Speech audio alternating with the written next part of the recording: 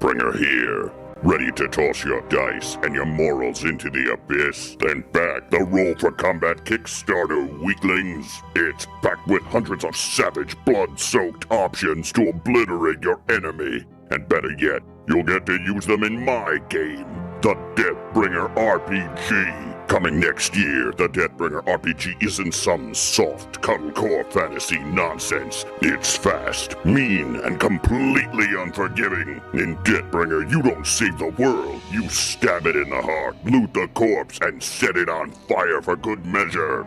Every backer of the Roll for Combat Secret Tomes for Shadowdark Kickstarter will get an exclusive sneak peek at the glorious carnage of Deathbringer and a chance to play in the beta test later this year. So sharpen your blade, settle your soul, and back it now. Ignore me and I'll use your spine as a bookmark. Back now. It's time to roll for combat. And look at who we have here. Oh, Derek, I love it. He brought it. I did. You did. And now we have, you've been on the show 3 times, so I think we can call you friend of the show, Jack Packard. 100% friend of the show. 3 times? Third or fourth, I think. I barely remember the third. There we go. As one does. But we had a lot of fun at GenCon, and we had fun with Jack, who we're going to go through this because Jack has never been to GenCon. And as 3 grizzled old veterans who have seen it all and lived to tell about it, I was very curious to see what someone of Jack's age, experience, and worldliness thought. Worldliness? Yes, of GenCon. Because, because you are a huge gamer. I mean, you literally, you're like Mr. Gamer. I'll call you Sir Gamer. Sir Game. I play so many games, obviously, mostly video games. I have several giant board game shelves, most of which are now filled with your books, Stephen. Thank you. But you know, right. I play board games. I play tabletop games. I play video games all the time and watch movies, and that's all my life. That's all the free time I have in my life, which is great. Well, you had a little bit of free time to go to this. And improv. Don't forget improv. Oh, I did so much improv, Stephen. It was I know. That's why I want to hear, because you had what sounds like a very different Gen Con experience, because it's like, so example, Jess, who's one of our friends of the show, she does vampire masquerade type stuff. So I always like to hear what she's doing, because she's, doing those type of plays, or what do they call them? Not actual plays, but LARPs. There we go. LARPs. I couldn't remember the word. LARPs. I just got LARPed in stereo. That was beautiful. That was funny. Jack, do you know what a LARP is? Of course. Okay. I have very good friends who LARP. You did say you were improv adjacent, so I would assume that you did. But yeah, well, and I'm in Milwaukee, so we are a stone's throw away from like the Bristol Renaissance Fair, one of the largest Renaissance fairs. Okay. In the Midwest. Oh, I have never LARPed, but I know LARP. All right. So anyhow, I like to hear about her experience, because she does things I just don't do. And for better, for worse, most of my friends, we pretty much all do the same thing. So I do like to hear what Jack did. Yeah, Jack is, first Gen Con. So I mean, I guess my first question too would be like, what was your overall take? What was the good, the bad, the ugly? Oh, by the way, will you be back again? By the way, I just want to say something. 51 more weeks until Gen Con. Right? Just saying. Start the countdown. In Madison, there's Game Hole Con coming up. There's PAX Unplugged coming up. Like there's lots of things. Okay, so not only was this my first Gen Con, this was my second convention ever. I have never gone to conventions. I didn't necessarily know what they were. What a remarkable and terrifying experience it is. We talked about this a little bit while we were hanging out there, where it's like, it is like at the core of it is 70,000 people all going to the same building because they all love the same thing.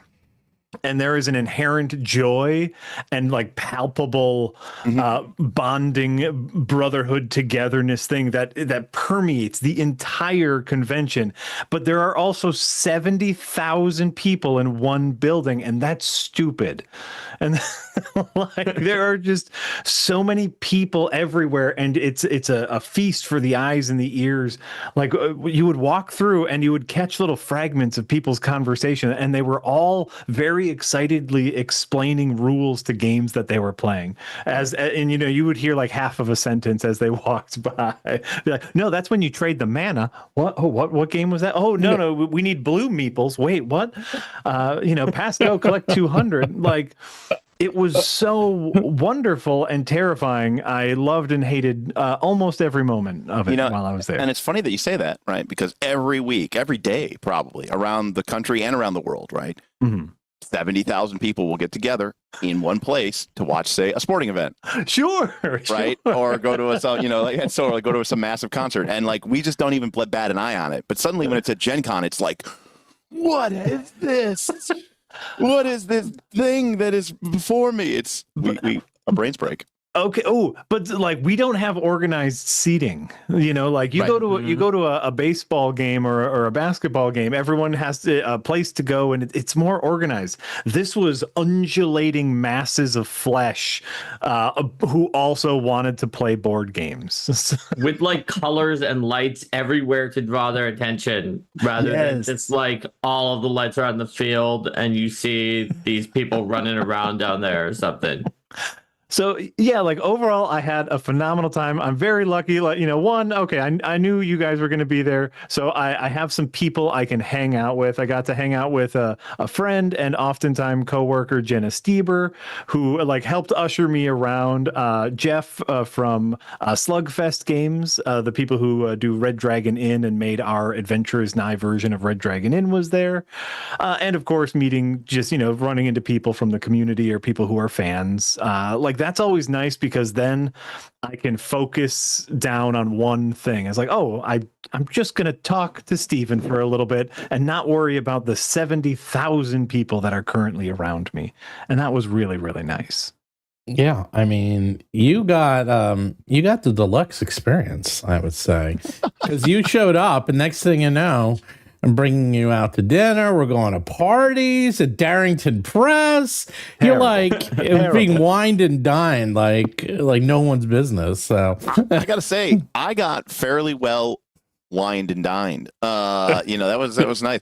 I think between Stephen, Kelsey, my patrons, I may have only picked up the check for myself Sunday night when I went out by myself and got wings at Hooters. Yeah, that's right. Because you came back. I'm like, what did you do? He goes, went to Hooters. I like their menu. Yeah, there's nothing wrong with that. I mean, no, it's good. Their wings are excellent. They do. Yeah, they're excellent, and they have this Hooterade drink. It's very good. But yeah, no, I think it was very nice. So I was riding high. It was very nice. Getting the VIP experience, Jack, is a bonus. It's a plus. I appreciate that. Like I appreciate the other thing is like you just obviously Steven knows everybody. This is just a fact in the world. Steven, you are friends with everybody. So just a chance to go to a place where other creators are and say, hey, tell me about your channel. Like, let's talk shop. We went to a Daggerheart event, and that is a TTRPG that I'm very interested in learning about. So talking to other game masters, how they're running their games was really fun. And obviously we had delicious lasagna, so I can't complain. That's right. Yeah. And I got the best swag of all. Actually, by the way, I had so much stuff. People talk about getting so much stuff from GenCon that they ship it home. Well, I had the freight truck call me up because I had mine freighted home. I didn't even have a shipment. I had a freight. Holy moly. They're arranging their delivery for tomorrow. To be clear, Most of us. Most of it was the booth, but still. Most of us, yeah, I should say, most of us don't have an entire booth of stuff that's going to the next con in. You want to say 51 weeks, Steven? Try 3. 3. I know we got 3 weeks. I'm just looking at a thing. I got us a hotel, by the way, but okay. But I got all my stuff. I had so much stuff I had to literally trade at home. But I got these very cool. You're gonna have to look at because my stream isn't working. The Adventurer's Night pins that you gave me. Yes. Oh, cool. These are very, very cool. I love these pins. They're really big too. They're very nice pins. Yeah, I had a handful of them with me to hand out to anyone I ran into. That's right. Well, you got a mimic. I was gonna. I have a stack of things in case we want to do a show and tell. Oh, I definitely want to see that. So I have your mimic, and what I need to tell you is I got home. And, of course, I got some nerdy T-shirts for my boys. Mm-hmm. I thought they were going to be most excited about Rapscallions because they are, we play Dungeons and Dragons together, but they are huge One Piece. One Piece. I knew you were going to say that, yeah. They're huge One Piece fans. And so I was like, boys, it's basically One Piece, but, it's kind of like Dungeons and Dragons because they don't know all the different names for stuff yet. And I thought that was going to be the big hit or the nerdy T-shirts. They immediately were like, what is the mimic about? It's the mimic. They're like, what is that? I must get one. Yeah. So the things I brought home, they didn't care about. The mimic, they love. So outside of your boys, what was your favorite piece of haul of loot that you either bought or got? So many. I have so much loot. These things I'll show them. Let's see here. Which one's? By the way, if you guys have any questions for Jack, and you could ask all about Second Wind, all about Red Letter Media. He won't answer a single question about Red Letter Media. I'll tell you that right now. I will answer everything in my power to answer. Right. Most of the questions you ask, I don't know the answer to. That's correct. Is the fun thing. That's anything correct. in my power. That's correct. All right. Oh, I don't even know who makes these now. Can I read this? Restless Encounters by Inkwell. Inkwell Ideas. Oh, yes. Inkwell Ideas. Great stuff. Little decks. Yeah. Yeah, little decks. And I use their Dungeon Morph dice. Over on Second Wind, I made a whole video. We kind of I improvised an entire dungeon encounter based off of the Dungeon Morph dice. Go watch that. It's a really fun video. And I love their stuff. And so they brought they have new encounter decks, which they are pitching as kind of like tarot card encounters, in which a lot of it is very much like Mysterium or Dixit, where it's more just about having a palette in front of you to pull from, like just a beautiful image that you as a dungeon master can pull ideas from. It also has actual encounter information on them, but it's more about vibes and saying, oh, in the middle of the night you run into, pull a card and you get a thing. So I got a stack of those cards that I'm very, very excited about. Oh, by the way, Zipper on Disney's on. I didn't see you, Zipper. He came by the booth and said hi. Oh. Yeah. In fact, I put a message in like a YouTuber space that what our number was and for people to come by. And as far as I know, Zipper on Disney is one of the only people who saw that message and came in and said hi. You might have been wheeling and dealing, Stephen. You were doing that like a lot. You were definitely wheeling and dealing, my friend. By the way, someone asked me, did I hear about the Glass Cannon podcast doing Shadowdark? Let me think. Yes, I was not only was I at the Glass Cannon party, but I've known Glass Cannon since day one, and I was hanging out with Skip and Matt and Troy. Because like Roll for Combat, the initial podcast, and Glass Cannon signed on to do like things with Paizo at around the same time. Pretty much the same time. By the way, this week, I believe, or it's next week, is the 8th anniversary of Roll for Combat. Because I started 2 weeks after, a week or two after GenCon. And there we go. It's right when Starfinder launched. Are you going to do anything to celebrate the anniversary? You know what? I'm always whenever it's the anniversary, I'm always away, and this will be no different because next week I actually will not be here because I'm going to Pittsburgh to drop my son off at college next Wednesday, which I forgot. So and then you're free. No, then I got to drop off Robin.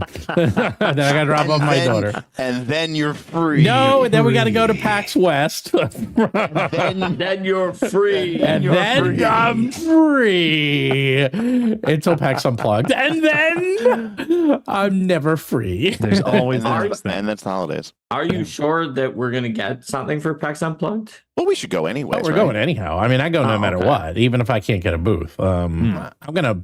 Well, we'll go to PAX West. I'll talk. It's the same guys, so I'll see what I can do. But yeah, actually, there was grumbling because supposedly there were so many booths at GenCon that they actually reduced some people's booths and they added an extra row somehow by making people's booths a little bit less than 10 by 10. It's like the Hershey's chocolate puzzle where they pull the piece out and then it's like, how did it do it? And it's like every booth was actually only like 9 feet, 10 inches. And over the course of the entire GenCon. Some of them were 9 feet 6 inches, supposedly. No, this is just shrinkflation coming after us again. It is. Yeah, they're getting smaller. You used to get 5 booths for $5, and now exactly. Now it's 4 for $10, and they're smaller than ever. Oh. Yeah, no, it was absolutely. Paul Burns. I'm curious what Jack does at Second Wind. I only know him from RLM. Well, check out Second Wind. I talk about video games. I have my own actual play Dungeons and Dragons show called Adventures Nigh, and if you are a fan of, say, Yahtzee Croshaw, who used to do Zero Punctuation, now does Fully Ramblematic, you can watch us play Dungeons and Dragons together with little animated bits. It's really fun. It's very funny. Check out Second Wind. Yeah, it's really It is very, very funny. And you might see some Battlezoo creatures in there every once in a while. Absolutely. Now you will. Because he saw them and he's like, "Ooh, this is a monster that eats gold. I'm using that one." Oh, wait, don't spoil it. It's not being spoiled. They won't know. They won't know where it comes from. They won't know. Yeah, they have no idea. Wait, what else did you get? Oh my God, no! I have my whole pile. Okay, so here. I'm not here to review anything, but I was a little disappointed. I got the Betrayal card game. Right here, Betrayal. Never heard about Deck of Lost Souls, because I'm a big Betrayal at the is it Hill House or House? Oh, right, I saw that, and they had like one for it, which was kind of neat. They had an it thing, and so I'm a big fan of Betrayal at the House on the Hill. I think it's a wonderful board game. It's a bit of a roguelike board game where it's the scenario's different every time you play it. And here's a nice small box card only version of that game, and it's a little bit like Betrayal, and it's a little bit like a deck building game. And we played it a little bit, and so far it's very spork. It's the functions of both and the utility of neither. But I think I need a few more sessions to really love it. But I had a ton of fun playing this Dying Message. I don't know if you saw this. No. So have y'all played Mysterium? Oh yeah, I played Mysterium a bunch. I know of it, but when you I've showed me it. that cover art, I was like, "That I wonder if that's like Mysterium because of the fact that the ghost is leaving a message." It is. This is basically like mini Mysterium. It is mini Mysterium, in which someone dies. One of the people at your group has to die, and they need to then actually get into a death pose with. I don't know if you can read these, like these little like cards here. To point out who the murderer is, and then you take crime scene photos like with your camera phone, and then your friend can get up off the floor, and you look at your crime scene photos, and you have like 5 to 10 minutes to try to figure out who the murderer is. And so it's just Mysterium but shorter. And really, the fun of it is taking pictures of your friends, and they look like they're dead. Right, in awkward places, yes. So this was a big hit. The Betrayal card game. I think I need some more time to cook on that. My fundamental problem with Betrayal at House on the Hill, and same with all the variants of it, is my problem with it is that there's no way for you to win the game without triggering the haunt. So the first part of the game is really just you exploring rooms until something interesting happens. And that's fair. And so, I think it would be way cooler because then there'd be a lot more tension. Can the 4 of us get into the house and find the MacGuffin and get out before one of us becomes, possessed? And then there's more tension to it. Instead, you're kind of like, all right, I go into this room, and you're kind of just waiting until the actual game begins when someone actually gets the haunt. No, I think you're right about that, Derek. And not only that, but the general strategy for most of the haunts is you kind of are waiting, trying to get some stuff. Yeah. Don't put too much on one person in case they become the bad guy. The bad guy. Then once you find out who is the bad guy, then put everything on one person who isn't the bad guy, and then they win. Yeah. Unless something you really needed was like. To be fair, it's more of a thematic experience, but but yeah. But yeah, if there was tension of like, well, maybe we could do this. Right. Then the exploration at the beginning wouldn't feel like it's just set up. Maybe if there was a way to skip it and of just like randomly deal out some of the rooms and then start with the haunt and be like, and Jack is a vampire now, go. Right. So the best version of this game is the Battlestar Galactica game from Battlestar Galactica is one of the best Traitor games of all time. One of the best Traitor. But if I don't even like Battlestar Galactica, but that is a good board game. That's wild because it is very Battlestar Galactica coded. But if you don't it's just a good board game. No, it's fantastic. But if you don't like that game, I recommend. I think it's expensive now and probably out of print. But the other one that's really good is Shadows over Camelot, and you should. That one's pretty good. Yeah. I liked Battlestar Galactica a little bit better because it was more obvious to players of all sort of, I guess, experience levels what was happening in Battlestar Galactica with Shadows. What I like about Shadows is for instance, I played with my group that had mixed experience. I was Arthur, and I was giving people out the cards they needed to win because that's my power. Right. And this caused like one of the other players to be convinced I was sabotaging the team because I kept losing my own things. I was like, dude, it's because I gave you the cards. Well, yeah, but that's what makes. And then I was convinced that he was the traitor because his argument was so stupid that it didn't make any sense. Sure. And what I like actually, another person was the traitor, and they just instantly won. So it was not. It was like not a very interesting game, other than just like the silly story afterwards about the cross pointing. What I like about Shadows over Camelot is it can play up to 7 players, and there are 8 loyalty cards. One of them says you are the traitor, and the other 7 says you are a loyal knight. And you use the full deck of 8 every time you play. So even when you play with 4 people, you use that deck of 8 cards, and everybody gets a random card. So there's a reasonable chance that no one is the traitor. But you never can be quite sure. So when someone takes a kind of somewhat sus action, you're kind of like, are you the traitor or not? Yeah. And then when you play with the full 7, it's almost guaranteed that someone's a traitor. But there's a chance.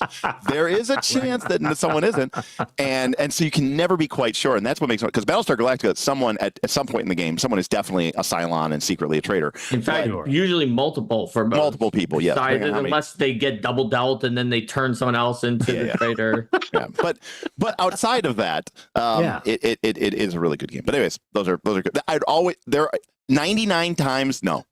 9,999 times out of 10,000, I would rather play those games than play a single game of Werewolf, because I think Werewolf is terrible. We've talked about this many times. I know.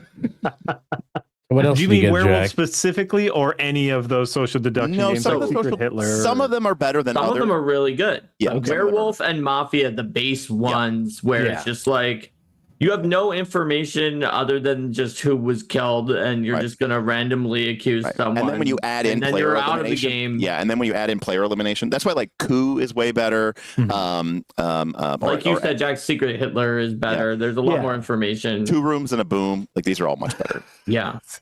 Rooms and a Boom. I'm opening up so many tabs, by the way. You should So 2 Rooms and a Boom was the first major publication from Tuesday Night Games, the people who made Mothership. Oh.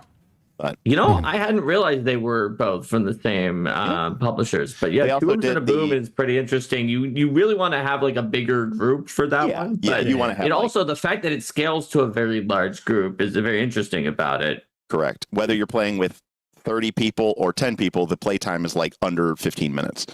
So. Yeah, well, and I have several board games that, do work better in, if you have a group of 8 or 10, but I'm always looking for that magical 2-person game, just like, and that's one of the reasons why I got Betrayal, the card game, is because it says it's supposed to work well with 2 players. It's like, this could be what I'm looking for.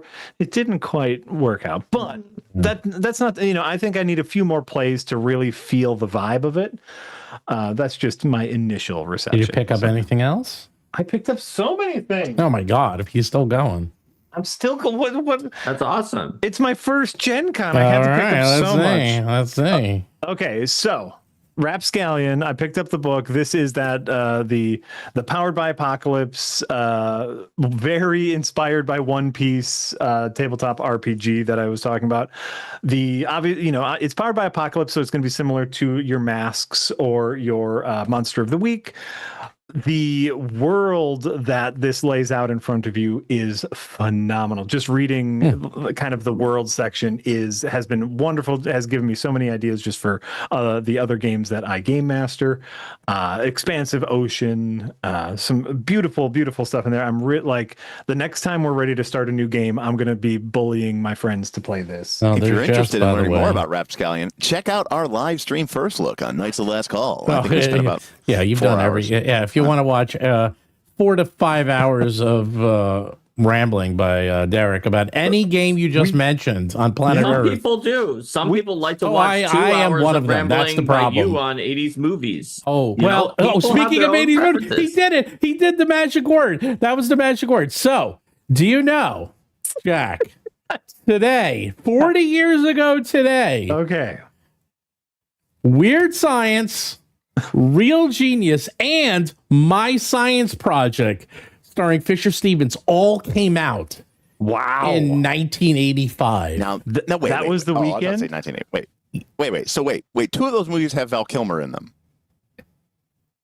Oh, no, it doesn't. No, it doesn't. No, it doesn't. No, Weird Science came out on August 2nd, Real Genius August 7th, and My Science Project August 9th. Now, that'd be tough. If you put a gun to my head and I said I have to pick between Weird Science and Real Genius, I don't know what I want. I don't know what I'd pick. I have a lifelong, and I mean lifelong, obsession with Tears for Fears, strictly because of the ending of Real Genius. Whenever Tears for Fears, my daughter and my son, because of Real Genius, whenever that comes on, and I'm in the car with them, I give them the long look, and they're like, "Oh, I know." And we always rule the world, man. Rule the world. That is such a good movie. Both of those, Real Genius and Weird Science, classics. Like Weird Science is one of those, like it's the best or it's the most wholesome of that era of boner comedies. Oh yeah, totally. Like where it never quite crosses. Like obviously it gets horny, but nothing is as rapey as it was in other 80s movies. The basic premise of the holy crap. Yes, Pretty in the Peak is kind of serial stalker behavior. Yeah, that's horrible. The premise of Weird Science is they want to make their own sex bot. So yeah. So it's also not as entirely, one would in the 80s. It's also not entirely clear exactly how old Lisa / Kelly LeBrock is supposed to be, and she's supposed to be like 23, and they are definitely teenagers. So hey man, it's the 80s. It's the 80s. It was the 80s. That being said, I do love Weird Science. I mean, it's great. It's great and very silly. Yeah. By the way, this is why. And then just 1 month before that, Back to the Future came out. This is why all movies suck today. Because any random week in any summer in the 80s, you can pick out like classic movies that came out. You can also pick out all the crappy movies that no one talks about anymore. Exactly. Right. But they're, I talk about it. I mean, you watch them. How dare you? Like, you have to watch them and talk about them. I just could watch part them. Of my work. I know. There are beautiful movies coming out every single day, Stephen. Keep an open heart. Name one. Huh? What movies have come out? Hold on garbage. For a second. It's all garbage. It's all garbage. No, did you see? Not Possession. What was the haunted house movie by? I know that's the one you keep telling me to say. Go see it. It's so good. It's not Possession. I know. Oh, I know which one you're talking about. I did not see it, but I got to see that one. Maybe it's called Possessed. Like that one is so good. Have you seen The Substance yet? No, I'm the one who told you about it. Yes, I saw The Substance. We talked about it. I saw it before you saw it. Movies that are coming out. The Substance was very good, but it wasn't like everyone's like, "Oh my god, it's so gross, it's so disgusting." And I looked at it and I thought I was just watching an extended Tales from the Dark Side. Watching that, I mean, it felt but like it was so good. It was really good. It was really good. But if you see, she uses an homage. She reuses like like something like 200 classic shots from classic movies. Like I don't know if you see that. There's a side-by-side comparison that she homages or lifts or copies. We'll just call it copies. Very famous shots from like Kubrick and some of the most famous movies of all time. But no, it's extremely it's very that's style over substance. Okay. By the way, you see what I did there? The haunted house movie. The movie it's a haunted house movie from the perspective of the ghost. Right, and it's by so good. It's by Steven Soderbergh. Soderbergh, and it's called Presence. Right. And it's really good. Also, Soderbergh brought out Black Bag. Have you seen Black Bag yet? No, I did see Sinners. I actually really like Sinners a lot. Sinners is fucking great. Black Bag, sexy spy Black thriller. Bag. Yeah, I have to see Black Bag. Black Bag. I've heard mixed things about Black Bag, but I'm going to write that one down because I've heard mixed sexy spy thriller. It's pretty good. It's pretty good. Like, Sinners. Like that's a great one. Did you see the monkey? Good. Did you see the monkey? That was pretty good. I know of the monkey, but I didn't see it. Steven, this is the part where Mark is just totally quiet, by the way. I'm so sorry, everybody else, that we've taken over this podcast to talk about good movies. Hey, man, there's nothing wrong with that. You know, some of the people will come for that. Then there are others like Math Guy Dave in chat who says bad part about being here live is not being able to skip movie time. Hey, well, we got Jack on. We got to talk about movies came out. Steven hyperbolizes so naturally he doesn't even know he's doing it. That's fine. Well, we got Jack on. Jack and I see each other. We talk about TV shows and movies. It's true. I got it. Here's another thing I got. Nice. Old school Goodman traps games. Yep. But revised for 5th edition. This is something I dungeon master a lot. I am a forever dungeon master, and no matter the game, I feel like my traps are always garbage. And so I wanna get better with traps. Okay. Yeah, that was the remake of the Grimtooth. Yeah. And the Grimtooth tasks I love because they always look ridiculous, but it doesn't look like anything you could really set off. But I guess we're gonna find out. They also have loading. Buffering. I don't know where all my stuff went. He has too much stuff. Here we go. I do have a lot of stuff. They also had their re-release of Caverns of Thracia. Oh yeah, which was pretty sweet. I picked that up as well. Yeah. Mm-hmm. And they were, by the way, so great at their booth because there was a coupon book that was floating around. I did not have it, and I went up and I saw an old school traps book, and the guy who was working their booth was just like, "Oh, do you have the coupon?" And I said, "No, I don't have the coupon." And he pulls out a piece of paper with a QR code on it, and he goes, "Yeah, some people just find the coupon some places. I don't know where they keep finding it," and just waved the QR code in my face. They're nice at Goodman Games. Yeah, lovely. I have a publication question and a Paizo question. Oh, now I bought it. For Jack? No, it's for you. This is for you. I bought it all. It would be more interesting if it's for Jack. Because I didn't care. And then we can ask. We'll ask Jack about publications. We'll ask Mark about 80s movies, and then we'll ask about Derek about business. Yeah, stuff I don't know about. So my question is this. Now I'm not complaining. In fact, I've been on this show many times saying that role-playing games are criminally. I already know what you're going to ask. Underpriced. I already know what you're asking. And they are. Then they are, because especially when you get the value for the money for that. So I went to the Paizo booth and I bought everything, basically, especially after Wednesday when we sat down with Thirsty and was it Jess? Jenny. And we talked about Starfinder. So I was like, I'm picking it up. Now, explain to me how Player Core is 70 and Galaxy Guide is 60. Oh, I can tell you that very easily. Player Core is a loss leader. That's why it's not 100. Steven's got it in one. It's like, why do you think that when you went back, I don't know if they still are doing this, I haven't gone to fast food in a while, but you would get like some ridiculously low priced hamburger and then your drink would be very expensive and would get you in there. It's a loss leader. So core rule books, and if you look, I haven't looked, but if you look, the PDF for Starfinder is probably even more of a loss leader. So getting you into the ecosystem of playing the game is so important because It's for the reason that if anyone's been watching us for a while, they saw that time that Steven put up a video game slideshow about all sorts of different facts and then related them to tabletop RPGs. One of them was somebody's law that states that the more players that are playing your game exponentially increases the value of the multiplayability of the game, just from being able to find games and other people to play it. It was more meant for like online multiplayer for video games, but still true for role-playing games. So you want as many people get that core book as possible. Like, by all rights, not only should that book have been it's not only longer, it's way, way harder to make.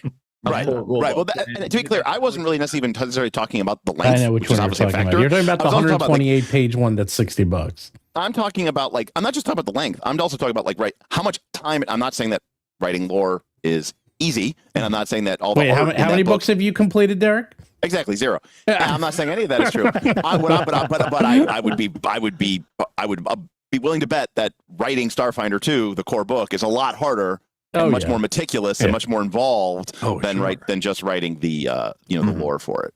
Sure, but the secret is that it's always been like this. Like at the Pathfinder 2 launch, the Pathfinder 2 core rulebook was not that much more expensive than the Lost Omens World Guide, even though the Lost Omens World Guide is much shorter. And that's just, you want people to play the game, you want people to buy the game, and so it's a loss leader. I mean, quite frankly, the only people that are charging the correct prices for books are Paizo, myself, Cobalt Press, Shadowdark. Actually, she's charging the right price. I think that might be it. I mean, some of these people, WoTC, but they print in such massive quantities that I guess that's true. Their books would actually get be away with it. Yeah, well, their books would be even more expensive. Like they're keeping it down to 50, but I think because they're heavily moving everything onto digital, and they don't give you the PDFs. Now, keep in mind, you get our books, you get the book, you get the PDFs, you get the digital assets, you get the Path Builder files. Like you get a lot of stuff. Honestly, I would say that due to the font and size and layout, that Shadowdark is probably coming the closest to the ideal for the amount of significant brain power and effort and other things that you have to put in, especially with the black and white art being less expensive.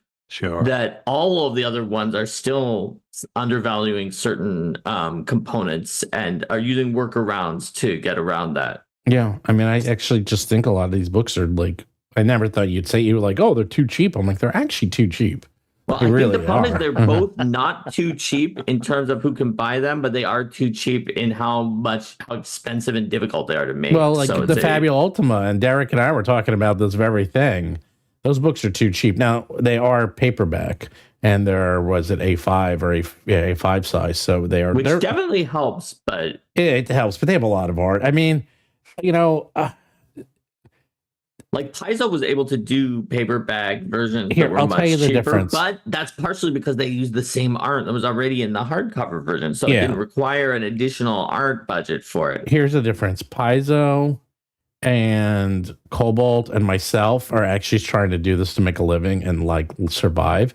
I think a lot of these other people are doing it for the love of the game. Yeah, I agree. And that is not... You can't keep it up forever. And I'd be curious to see where these companies are in 5 years or something. Well, it's like what you said about GenCon, right? Like a lot of people are happy to go there, do all that work. And God help us, it was a lot of work, especially just setting up and getting there. And set up that whole booth, pay for everything, maybe pay for a staff, and break even. Yeah. Right? They are essentially working that whole weekend for free. More or less. For exposure. But I also think, and I say this as a super fan, right? If you took a world where I, made my own RPG, just that if I got to go to GenCon and sell my book and not take a bath, I'd be like, that was fucking awesome. Right. Yeah. But like you said, Steven, that's not a career. That's not a sustainable way to make a living. You're doing something on the side. In fact, a lot of these people feel like, they're hustling doing something else so that they can pour all their money into that. And I say that as someone who spent way too much money on my YouTube channel before it ever made a dime, just because I wanted it. But I had the luxury of doing that because I had a job. Right. And Jess gave a good hot take in the chat that said, if you undersell yourself because you're not in it for the money and you just want to do it for fun, it undercuts your peers who do need to make a living and depresses the entire industry. I mean, that's the story of the TTRPG industry and many industries that are seen as like a fun job to be in. Yeah. But it's also got parallels throughout like kind of every career track. Like for example, like unpaid internships. Well, who can take those? Only people who are rich enough that they don't need to get a job that pays. So then that sort of becomes any job that like relies on unpaid internships to get the connections and to get the experience, then becomes part of like a pseudo aristocracy for richer people because nobody else can even do that. Yeah, it's very, very true. Or I can go the route of Draw Steel and release a 400-page book with 10 pieces of art in it for $70. You know, that I think that's going to work too. Wait, what are we saying, Jack? By the way, I'm excited to get my Draw Steel books. I'll be honest. By the way, well, Jack, we did 6.5 hours of that last night. I watched almost all of it. I'm going to watch both your Rap Scallion videos and your Draw Steel because those are the books. Like that Draw Steel and Daggerheart are the three that I'm looking at right now. So okay. Well, we had some people, Stephen, who were very upset at you and your assertions, and dare I say, called you out because you were making certain. Well, for starters, they're like, I wouldn't listen to some guy who doesn't know anything about it. I was like, I don't think you know who you're even talking about. I saw that. I was there when they were like, I was laughing at that. I was like, so he's was like, what does this guy know about publishing RPGs? Nothing. With nothing. But yeah, so one of the things because one of the things I was commenting about it was that there seemed to be a serial lack of art and a lot of white space, which is, obviously a stylistic design thing. But you made a comment, and then I'm trying to find it, but somebody said that, and remember it's a 350 page or something plus book. Somebody, I guess, said that, and we were talking about, you were saying, you could put art on almost every page for, 100K or more, or around 100K. Somebody said that they had somebody in the Patreon and they were like a production designer, and they said that their cost per page was over $4,000. Who was to do the Draw Steel Heroes book? Maybe in production. Well, maybe because of how many times they redesigned all of the rules, right? Yeah, maybe in writing. Not like for the art alone. No, I mean they're just like, look, there's different types of costs. There's development costs, and then there's production costs. Right. So if there's development costs, sure, it could have been $4,000 per page for development costs. Easily. You know what? There's the thing. No one cares. Okay. I hate to say this, but like when people look at these books, and I mean, I guess we can do an entire show. I'm not going to do it today, but like you can look at these books. These books, for better, for worse, they're not stereo instructions. And if you want them to be stereo instructions for a TTRPG, there are a lot of itch.ios out there and a lot of things out there with people who are just trying to, and just because they don't have the budget. And in fact, it's actually getting a lot easier. A lot of those people, I was just about to say, they can go to Google. There's ways to find stock art. Yeah, Adobe Clip Art, and there's tons of stock art houses that you can subscribe for like $10 and use anything. So even those like come out and look great. And the thing is, Draw Steel made like $5 million. Okay. They have no excuse of putting out a book that's all text. It might be the best text ever. This literally might be the best game ever in the history of the world. But if it looks like but I say stereo this instructions with love. I say this with love. Yeah. You care, I think, a lot more about the aesthetic than most people do in our hobby. I disagree, actually. I strongly disagree. As someone who cares among the least about the aesthetic of like other professionals in most groups, like I do care. But when I'm in like Paizo meetings or other things like that, and somebody would be like, well, the spine of this one was like 2 millimeters off from this other spine, and the outlining was shaded slightly differently, and I would have been like, I would have never noticed that in my entire life. Now that you've told me, I'll admit maybe it does bother me a little, but I also just could not have possibly determined that without you saying that. They're like, what? It like jars me to my soul the moment it appeared. And I'd be like, as that person, Derek, I think that I am in the minority, and a lot of people care a lot about aesthetics. We literally had someone at the con who came up to the booth. And no, don't get me wrong. They also cared about the writing. They looked at the pictures. They flipped through a bunch of the art. They read a few excerpts of the writing. They kind of nodded to themselves. Then they bought 8 books. And Steven is like, wow, where did you hear about us before? And they're like, oh, no, I haven't seen you until now. and Steven was like, I'm really grateful, but I'm kind of surprised you got so many. He's like, I can tell based on the quality of the art direction, the quality of the art, and the quality of the writing, just by looking at it, that this is extremely high quality content. And when you told me, I was the one talking to him, when you told me what it was about, it was exactly what I want. So yeah. Derek, I think you have the problem of also having this be your job. As someone who works a lot in video games, if I can beat a video game in under 8 hours, 10 out of 10. The shorter the game, the better, because that means I can move on to the next one.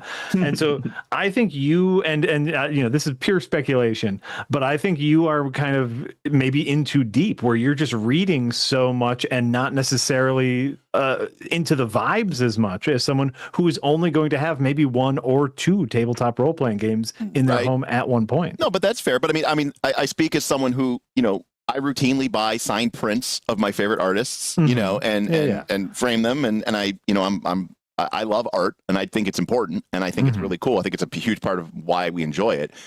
But I also respect the fact that there's a difference between like a coffee table book and a rule book. And like Stephen was saying, you don't want this to be like stereo instructions. And somebody said, now I actually am a MCDM backer or a Patreon member and a backer for Draw Steel, but I'm not as, following along every update. And someone said that one of their goals, one of their missions was to make the book like a reference manual, which is particularly interesting because the index, the glossary of terms, not like here's a sampling of the terms you might see in this book. The full 18, 20-page index of the book happens randomly, like in the first 20 pages of the book. And most of the rules about how stuff like works is in chapter 4, classes. Oh, no. And so, oh no. And I was like, if you had paid me $1 million and you asked me where would this stuff be found, I would think it would be found in the chapter called Combat, or how the rules work, how to play the game. It is literally in chapter 4 called Classes. And I was like, that is the playing the game chapter very short, Derek? Because I have a theory for you. Well, the playing the game chapter doesn't really exist. Okay. But is there like a quick start that's very short? And then so what are the instructions for if you don't know how to play the game? Not really. Well, there's a really interesting thing too, which is that, and I review a lot of RPGs. As far as I could tell, they are not writing this RPG for baby's first RPG. Like, there is no what is a role-playing game. You need paper. You need pencils. These are what dice are. There's none of that. In fact, the whole intro is, if you're coming from D&D or Pathfinder, this is what you need to know. Hey, you should go check out Shadowdark if you want to go do dungeon crawling. You should go check out Daggerheart if you want something that's more emotional and narrative. You should go check out Forbidden Lands if you want a hex crawl. Like, they are like assuming that you are coming to this game from some other game. Oh, I actually I think that's a bold choice. I very much dislike that idea. Stan Lee always had that thing in comic books, so that, any issue could be someone's first comic book. And so we want to make sure any issue of any comic book is as accessible as possible. And I've always tried to subscribe to that in all the stuff that I've made. Oh, that's very, very interesting. Well, don't get me wrong. I thought the game was awesome. Yeah. And, and obviously I'm not going to let something like poor layout, but I mean, as a joke, at one point we were looking at, there was a section of pages, it was they were called careers, and careers are basically like what you did before you became a hero, right? Like, you were a smithy, you were a guard, like backgrounds in other games. And it was like 10 or 12 pages with black text on white background with occasionally like alternating gray bars to like separate choices. And it was like that was it. There was no other design elements, no speck of color for like 18 pages in a row. And at one point, for fun, I brought up the Daggerheart, not the core rulebook, their SRD, right? Their generic, artless, like, you know, for wide dissemination, anyone can use it. And it looked identical to the Draw Steel publication book. Yeah. Well, so here's the thing. It was a strong visual element. The only reason I bring all this up is because people said that Stephen was full of shit. That's the only reason. Anytime we can say Stephen is full of shit, I'm here for. That's fine. They're all wrong. So anyhow, here's the thing. So a lot unfinished projects sent a super chat and said, "Hope you guys didn't get con." Correct. I avoided it. I did not. I avoided it unless I got it at the airport because then I wouldn't be able to tell. No, I did not get it. I was not feeling so well. I think we all got food poisoning because Sunday night I wasn't feeling good. But then everyone I was supposed to meet up with and do stuff with, I never heard from again. So I think we all got, and I think they got sick too. I always take a COVID test before I come home just to make sure that I didn't catch anything. Smart. But here's the thing. Okay, Draw Steel. Remember we were talking about too expensive books? Now, would you go into a bookstore, pick up that book, which has text upon, it's like literally black text on white pages. There's not even a border. It's literally just white text. I don't hate that. And it's $70. Would you buy that? When right next to it is all of these books, which are less money and filled to the brink. If I'm the newbie who's never picked up an RPG before, no. But if I'm a person who likes RPGs and I go, oh, this looks interesting and cool, and it probably has some interesting mechanics, yes. Yeah, this is my counterpoint to that. Like, by the way, Stephen, you should know I am with you. I want art in my books. I want to be inspired, by their artistic choices. I want to, I like guidance in imagining characters or worlds or whatever. I think that's the wonderful thing about art in these books. But the counterpoint is, are they selling this in stores, or are they just selling it online to their fans who are already TTRPG players? Like, do they have to sell any more after the amount they already sold in the Kickstarter is enough, Stephen? Maybe. Right? No, but that's the point. Like, maybe you're right. But here's the thing that even bothers me more is that I feel, I did for a very long time. I do a lot of work with banks. And I do a lot of work with pharmaceutical companies. So the work and design that I had to do was we used a lot of typography and we used a lot of fonts, colors, and general style in terms of layout. Like, I didn't use pictures. So you can do so much. I mean, look at Shadowdark, okay, which won the Ennie for best layout, by the way. It's literally black and white. And yet it looks beautiful and clean because very crisp and clean. It's extremely well done. It's very well done. Well, you can do a lot with just, if they said, you know what, we're not going to put any more graphics, fine. Also, Shadowdark didn't have a ton of art either. Like, the monsters, you would get through a bunch before you got another picture of it, right? Oh, there's way more art in Shadowdark than there is in Draw Steel. Way more. Somebody said there was someone in chat said there were 45 pieces in 100 pages. They said there were 45 pieces in the first 100 pages, which is about as much as you normally get 1.2 pages. But you know what it was? Maybe it's just because there's like sections where it goes on like 15,000 pages with like. It might be. Maybe the first 100. You were like scrolling. I mean, and it was page after page after page. That even I noticed. It's true. But Jess made an interesting point. She said Draw Steel had different visual objectives. They were designing the layout for accessibility and legibility as their number one priority, and not for aesthetics as their number one priority. And that suggests. Well, you know what? Then they nailed it. No, but that suggests that there is a trade-off. That increasing the aesthetic quality lowers the accessibility and legibility. I completely disagree. And as I was saying, I had to do vast majority of my work. I'm working with pharmaceutical companies and financial companies. What do you think their number one, goal was? and that was Medicare. no, it was making money. no. Well, yes, no legibility, simplicity, and actually a lot of stuff I had to do had legal requirements. Okay, very strict legal requirements. You can do both. You can have it. You can have it both ways. That's what I'm saying. Is that you can actually have it a beautiful, simple, elegant layout that has just a touch of artistic style.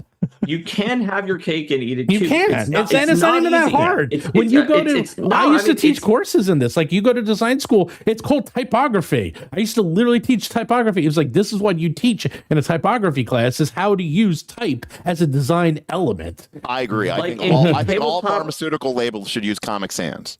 I think in tabletop RPGs, though, it's tougher than it is for just like a basic website for a company. But there have been success stories of companies that did focused on crisp, elegant layouts with basically no art. Like back in the Pathfinder 1 days, there was Raging Swan Press. I remember Raging Swan. Yeah, right? They put out like cool books that would like help for GM prep specifically. They did not cater to like player options. It was GM prep. It did not have art. It had a very clean, simple layout. And they did pretty well with it, but not very many publishers did. They had that niche. So what you're saying it's a different time. So what you're saying then, Stephen, is that the superior RPG is like Morkborg. No, because actually, in the superior RPG, you know it's superior RPG? Free League. Oh, really? Because they are superior in their layout and design. They have the best. They're really good. And you know who's also superior? I would say Shadowdark, and I would say Dragontown. JP, look at it. Beautiful, simple, elegant layouts. Easy to read, black and white. I mean, but look at how much you can mentioned, do. I think, have good layouts. Yeah. What about Pirate Borg? That one's a good Pirate one, Borg too.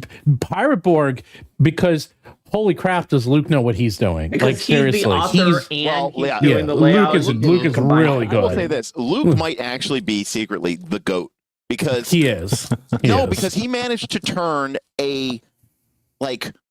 It's the most popular Borg by a mile. Yeah, he managed to like take this kind of like weird artistic indie weird thing called Morkborg and then somehow turn it into it's bigger than Morkborg now. Pirate Borg is like bigger than Morkborg.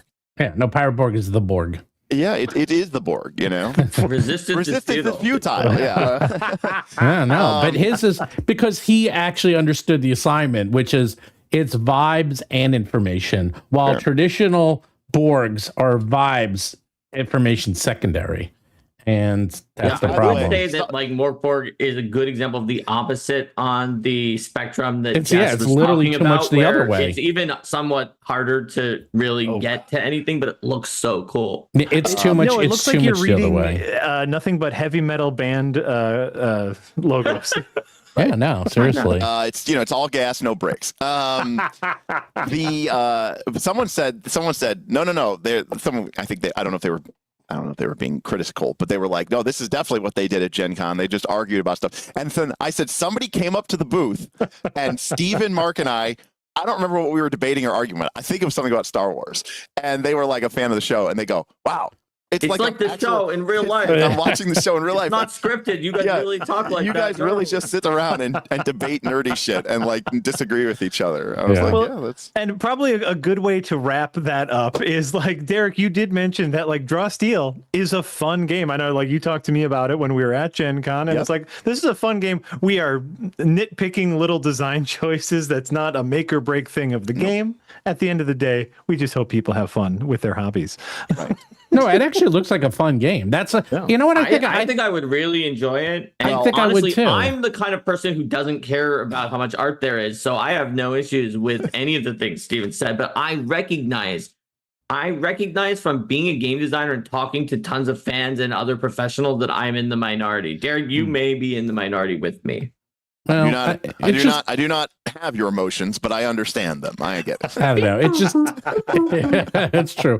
It's just disappointing. You know what? It's just like I saw and whether or not you agree it's a good game, but the Stormlight game, the layouts, I like Cosmere, holy crap! Talk about art. Woof. Yeah. I mean, that is like beautiful. I mean, that is a gorgeous, gorgeous book. Yeah. Anyhow, yes, feelings are for us humans. Jack. Yeah. Tell us about, now you bought stuff if you have any more things, but tell us about your so improvs, because you went to improvs. I want to hear all about your hentai improv. This is not me condemning hentai improv. If that is your thing, I'm not here to yuck your yum. I did not attend hentai improv, though. So he says. I've gone before. I spend a lot of time doing improv. I perform improv comedy here in Milwaukee at Comedy Sports. I go see improv shows as often as humanly possible, even though we only have 2 improv theaters here in Milwaukee. While I was in Indianapolis, there is a Comedy Sports Indianapolis. Some friends who perform with me here in Milwaukee were there for GenCon and performing at Comedy Sports Indianapolis. I saw a show there.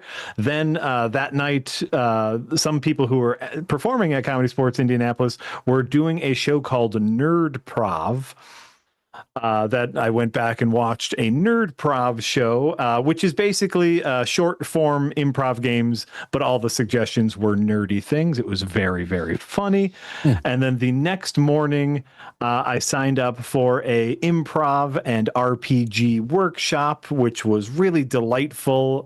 It was centered more around giving player characters more depth, but also, like, for me as a forever DM, I was kind of taking all the lessons for any NPCs that I bring into my games, is kind of little exercises you can do to make sure that any character that you make has more than one note and you can play them for longer, which is really fun stuff for improvising. And then there was another Nerdprov show that I went. Yeah, so I spent a good portion of my time at the tabletop role-playing conventions seeing improv comedy.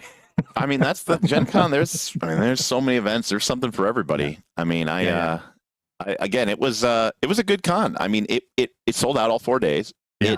This may sound strange to you. It felt less packed than it has the last couple of years. I know that's probably insane to you. Insane. Yeah. The weird thing is that it sold out faster, but it actually had fewer unique people, which means that more people got 4-day badges. Right. But I mean, that doesn't change the total daily attendance. No, it totally doesn't. Although it might up actually the attendance of some of the off days.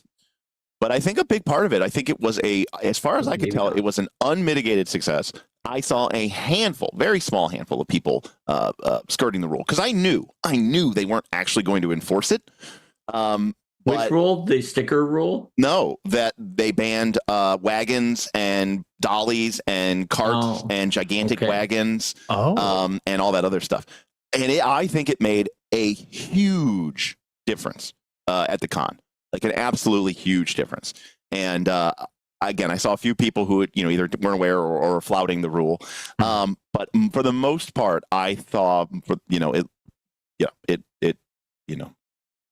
it was great. That probably is what made it feel less congested. Yeah, sure. No, it was wonderful. And like the amount of because obviously there's tons of games to play, and I did get a chance to play many games. A lot of them, great people working every table, like, just invited. Hey, we got an open seat. I see you look around. You're looking around confused. Come and play our game.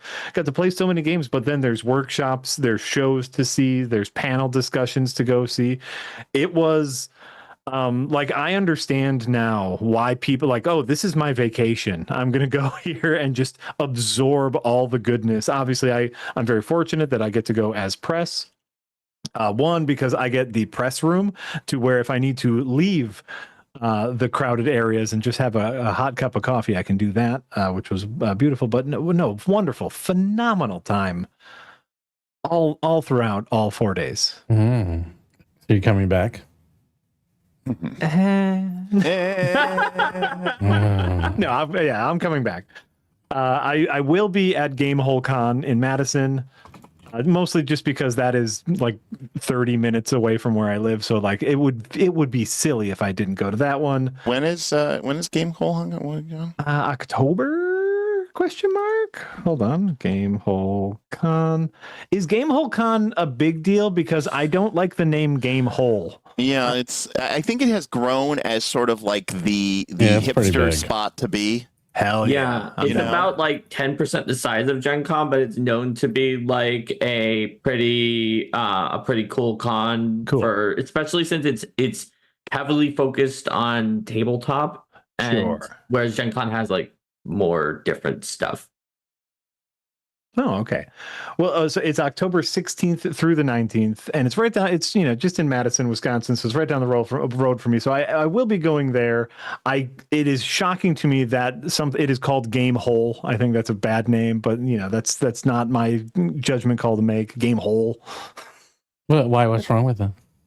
Game Hole. Hey man, I got a whole lot of game. That's what it stands for. It's a good con. It's a whole lot of game. I haven't gone to it, but everyone I've talked to who went there said they liked it. Everybody loves it. I just don't think you should name your convention that also sounds like an orifice.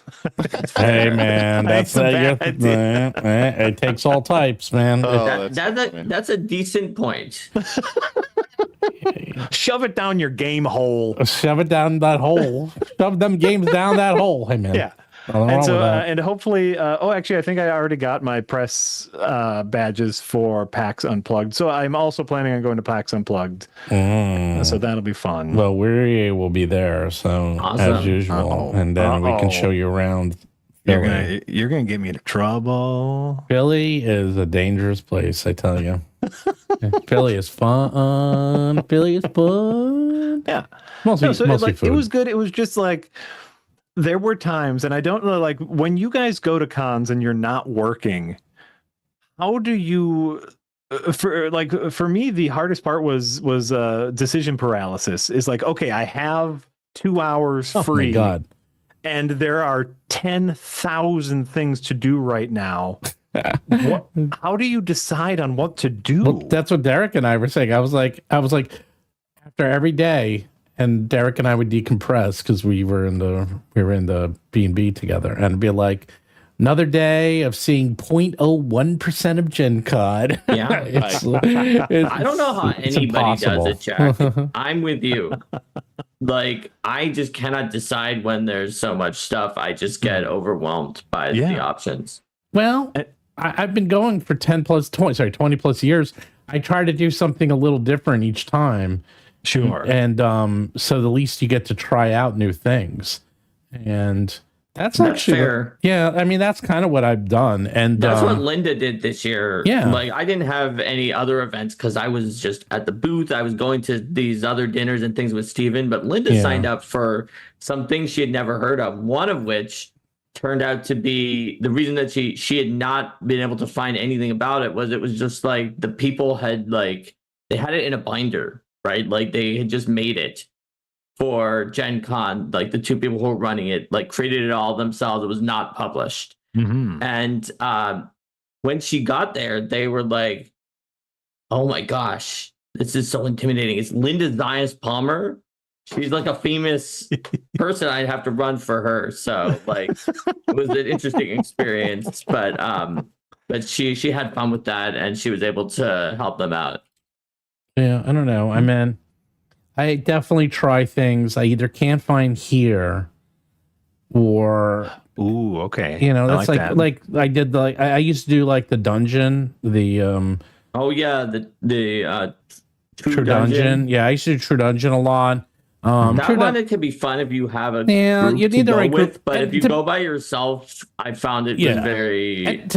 Maybe I was building up my skills towards that game that Jack showed us, where you have to die in a certain pose. They had one where I went. It was with a completely random group, and there was a Medusa, and the actress playing the Medusa was very confident that people were looking at her who had not been looking at her, so she turned a bunch of us into stone.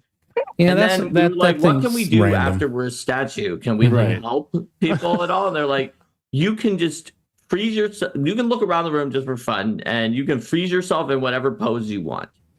So there was clearly potions of like removing the turning into stone. So I froze myself and I was like,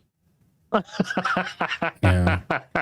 and they did not look, they did not see, they didn't turn any of us back from stone. Oh. And then we were doing that for the rest of like, this was an early room for the entire thing. So I was like, I'm never doing this again with a pickup group. Yeah, you do it a few times and you get it. Like, it's like, at least the way I play, I'm like, I get it. I don't need to play this again. You know, I mean, it's like, quote, different each time, but not really. So. Sure. I don't know. I mean, I literally only played so this is my record. I only played one thing, and I almost played nothing, which has never happened. I've never been to a GenCon. What did you play? I played. Oh, that was a good game. So me, Kelsey Dion, Baron DeRop, was it Bastionland? Chris McDowell. Chris McDowell, and supposedly Mike Merles. We were going to play Magic, and we were playing the fast packs, the starter packs, where you just crack 2 packs of 20 cards and you make a deck. Jumpstarts. I can't remember the name. I've never played it before, actually. We never played Jumpstart before. And so we all sat down, and we were going to play each other, except for the problem is that Kelsey was done really quick.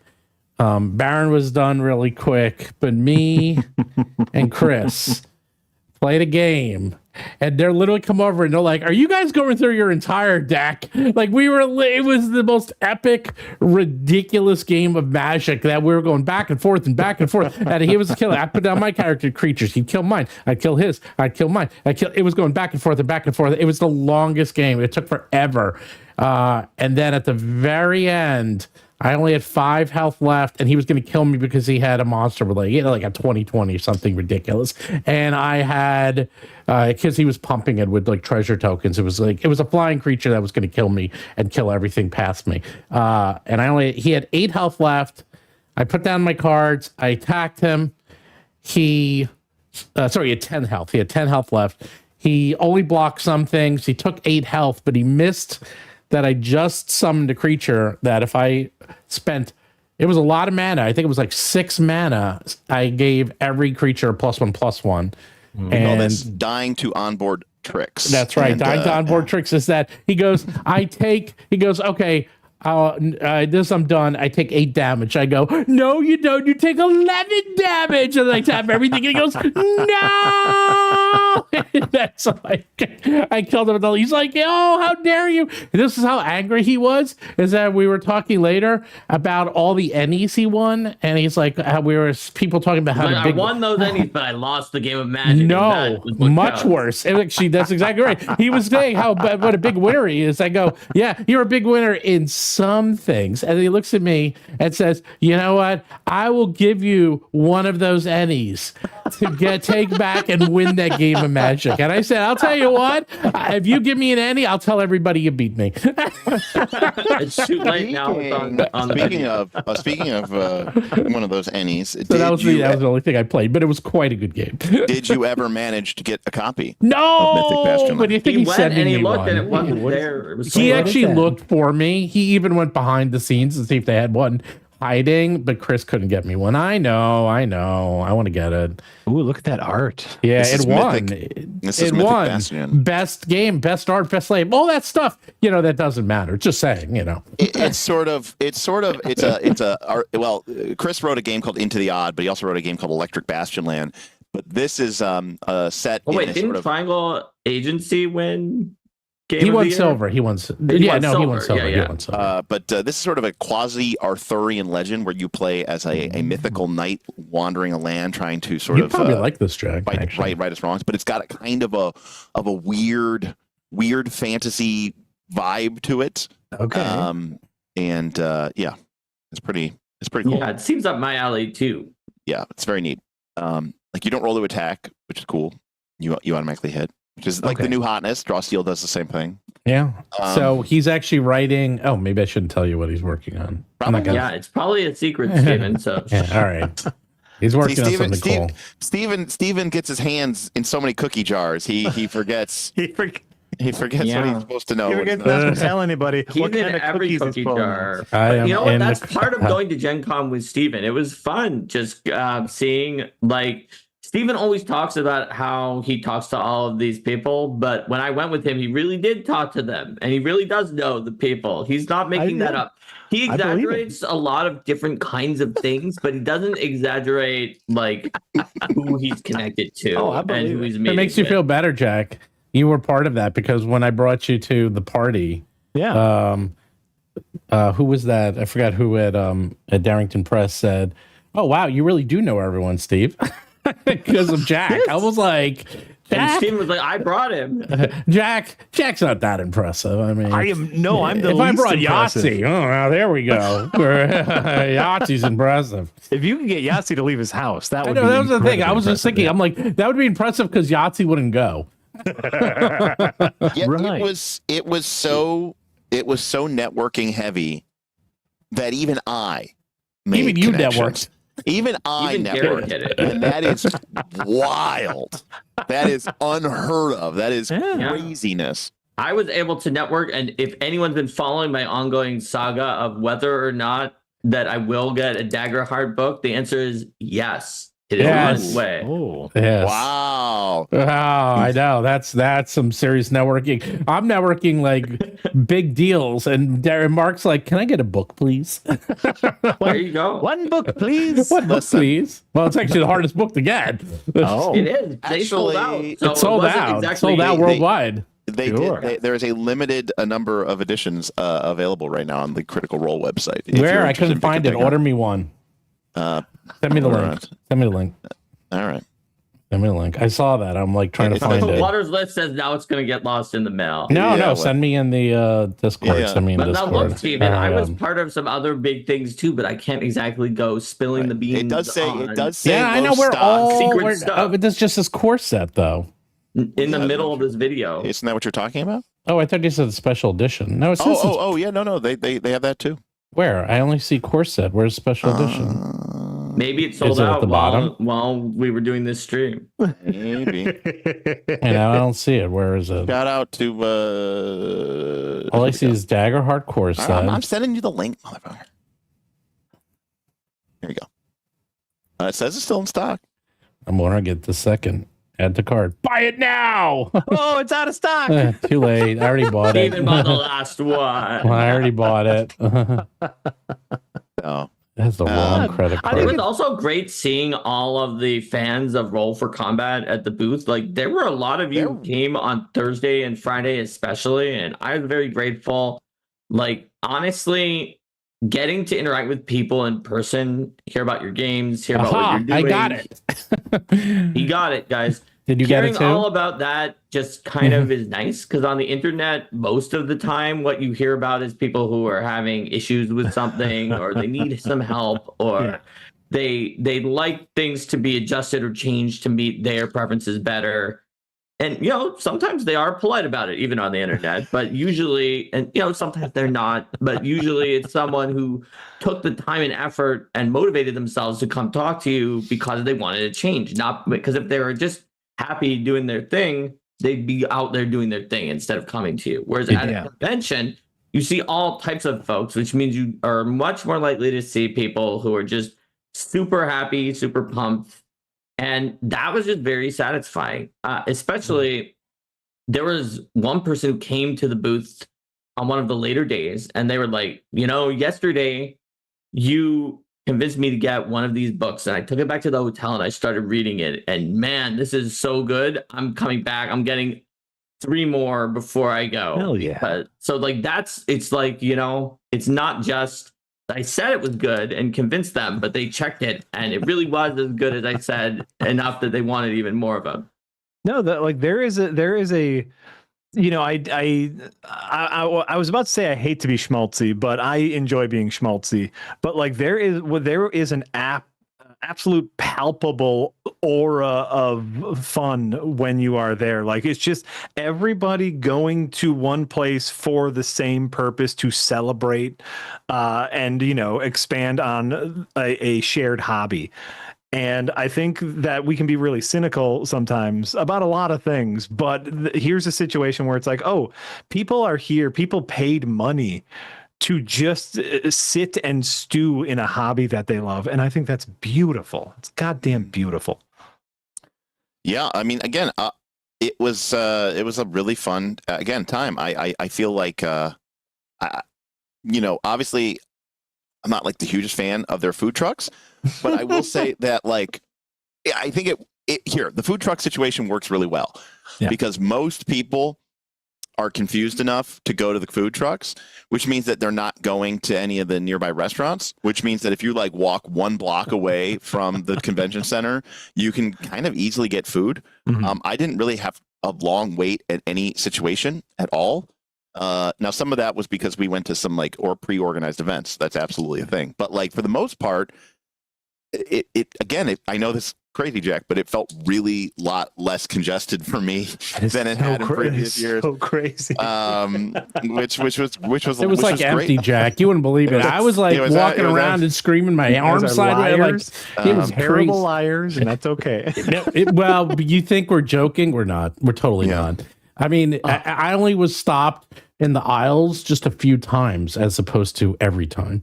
Oh, yeah. And I could actually see people moving past. To be fair, we were in the back at the booth, but it doesn't matter. It wasn't just a congealed, clogged up artery of humanity surging past. There was space sometimes. And again, also, did you guys play that tabletop role playing game, Clogged Up Artery of Humanity? No. That's that was a. I'm playing it right now. I thought it was a board game that was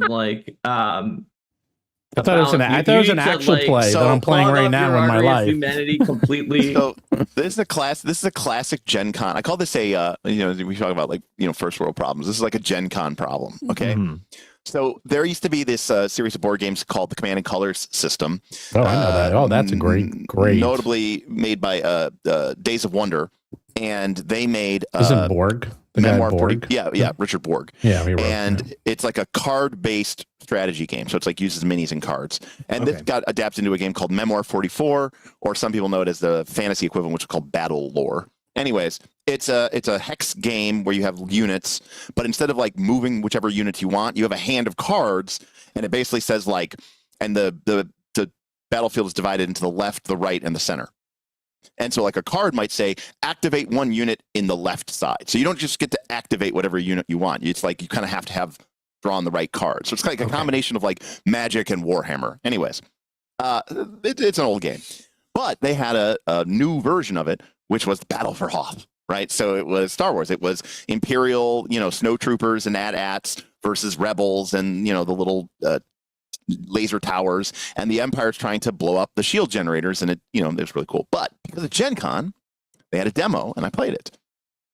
But because of GenCon, the demo was extra size. It wasn't life size, but it was.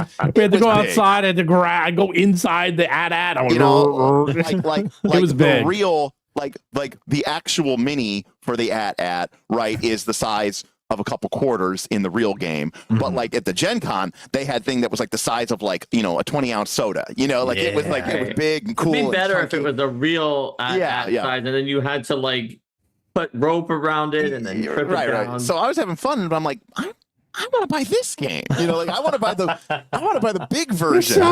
They would sell that. It's so womp womp womp. Well, sometimes sometimes they did that when the Settlers of Catan. You could buy there was that version that was resin, and it was huge. I have that version.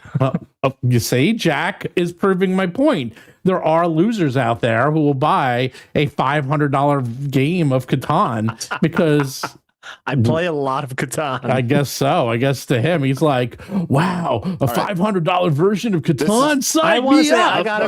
I think I got it for $250. Okay. Do you play a lot of Catan? I do. Okay, so this is going to tell me a lot about you and about whether or not you and I can be board gaming friends. Okay. Okay, Derek, I'm ready. Okay. Do you play Settlers of Catan with the dice or the deck? The dice or the deck? I don't know if I know what the deck means, and so The deck is a smoother curve. The dice is more random. The deck is a deck of 36 cards with it's a very smooth curve with the probability. So there's 1-12, there's 1-2, you know, and that way when you're instead of rolling the dice, you draw a card from the deck, and that way in the run of the deck, you can never get like 4 12s in a row. It can't happen. Right, so that way you don't get the guy who goes, should have built on a better hex, you know, because they put, you know, their wheat on a 12, and somehow they have all the wheat, and you're built on like a 6-8 wheat, and it never, and nobody ever fucking rolls a 6-8, and you're like, what is going on in this game right now? And it's the most frustrating thing ever. Anyways. But doesn't that, and sorry to get into, you know, just like, doesn't that break the internal balance of how the hexes are laid out with the numbers?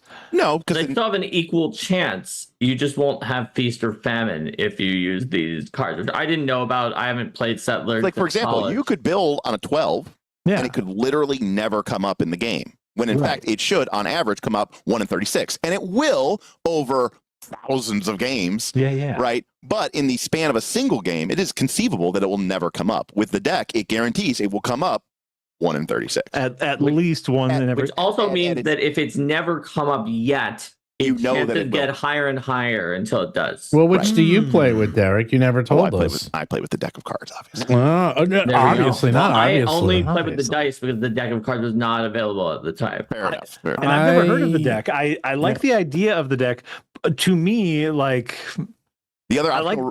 Yeah, sorry. Please. Oh, I'm sorry. I like the idea of the deck, but to me, it is that like randomness, because I have had those games in which we are rolling 2s and 12s an unreasonable amount of time, and that like what do you call that? Like emergent gameplay or emergent storytelling, where it's like that has set the tone for the night where madness happens. And so I appreciate the madness. Right. Whereas if you played with the deck, depending on the length of the game, and it's been a while since I played it, but with the right number of players and the right number of turns, you might say, oh, we saw 12. I can guarantee we're not going to see another one. Right. I'm sure it makes it less frustrating, but it also reduces the chance for it lowers variance. Yeah. It definitely lowers variance. The other optional rule that I tend to play with is the gold rule, which is if you don't get any resources on a die roll, you get a piece of gold, and you can trade 2 pieces of gold in as a wild card for any resource. So that way you're never not getting something. Sure. At worst, you're getting half a wild. I've not heard of that one either. Yeah. So are there any optional rules for if you get boxed in at the very beginning of the game? I mean you mean like getting, well, I mean, if you made terrible placements in your initial settlements, I mean, potentially, yes. Let the failures fail. That's what I say. Learn your lesson. I've had this before. Let's say you got first and last. Yeah, first and last, yeah. You made a good placement for first. Yeah, and then you might have everybody surrounded you there. And then when you pick last, you're like, well, I'd rather not be surrounded, so you pick somewhere isolated. And then some weirdo builds a wall and blocks you completely. Yeah, I mean, that can happen. I mean, look, Catan isn't the best game for a reason. No, that's fair. No, but it's like, it's a lot of people's stepping stone into kind of that, like, more boutique. Of course. Yeah, I mean, that's what got me into Euro games back in 96 or whatever. Right. Started playing Catan. Yeah. So, I mean, I'm a fan of it. I own, Seafarers and Cities and Knights and the whole shebang. Oh, yeah. But anyways, that was. Yeah, sorry, Catan side quest over. But hey, that's more on topic of GenCon though. More on topic than 80s movies. Catan, they paid for the trade show that was they sponsored the trade show that was on Wednesday night that Steven and I went to, and we met some game store owners, some people from libraries or teachers, and a lot of them seemed like they were potentially interested in Eldamon. So that was cool. Oh, nice. Very cool. Yeah, they had really fun. Like they had they had people. Catan had people all around the con with the different resource helmets, and I want to say there was probably some sort of mini game because I saw a lot of people going up to them and grabbing little things from them. So, well, they used to have a thing where if you played the Mayfair, this is back when Catan was owned by Mayfair Games, and now I think it's owned by like Catan Industries Incorporated. But when it was owned by Mayfair, they had this thing where when you would play, and Mayfair used to be like one of the juggernauts of GenCon because they were just one of the major publishers of board games. Anyways, whenever you would play one of their games, you would get like resources, and people would have them as little badges on their things. Oh yeah, I remember that. Wheat and then like you could trade in those things.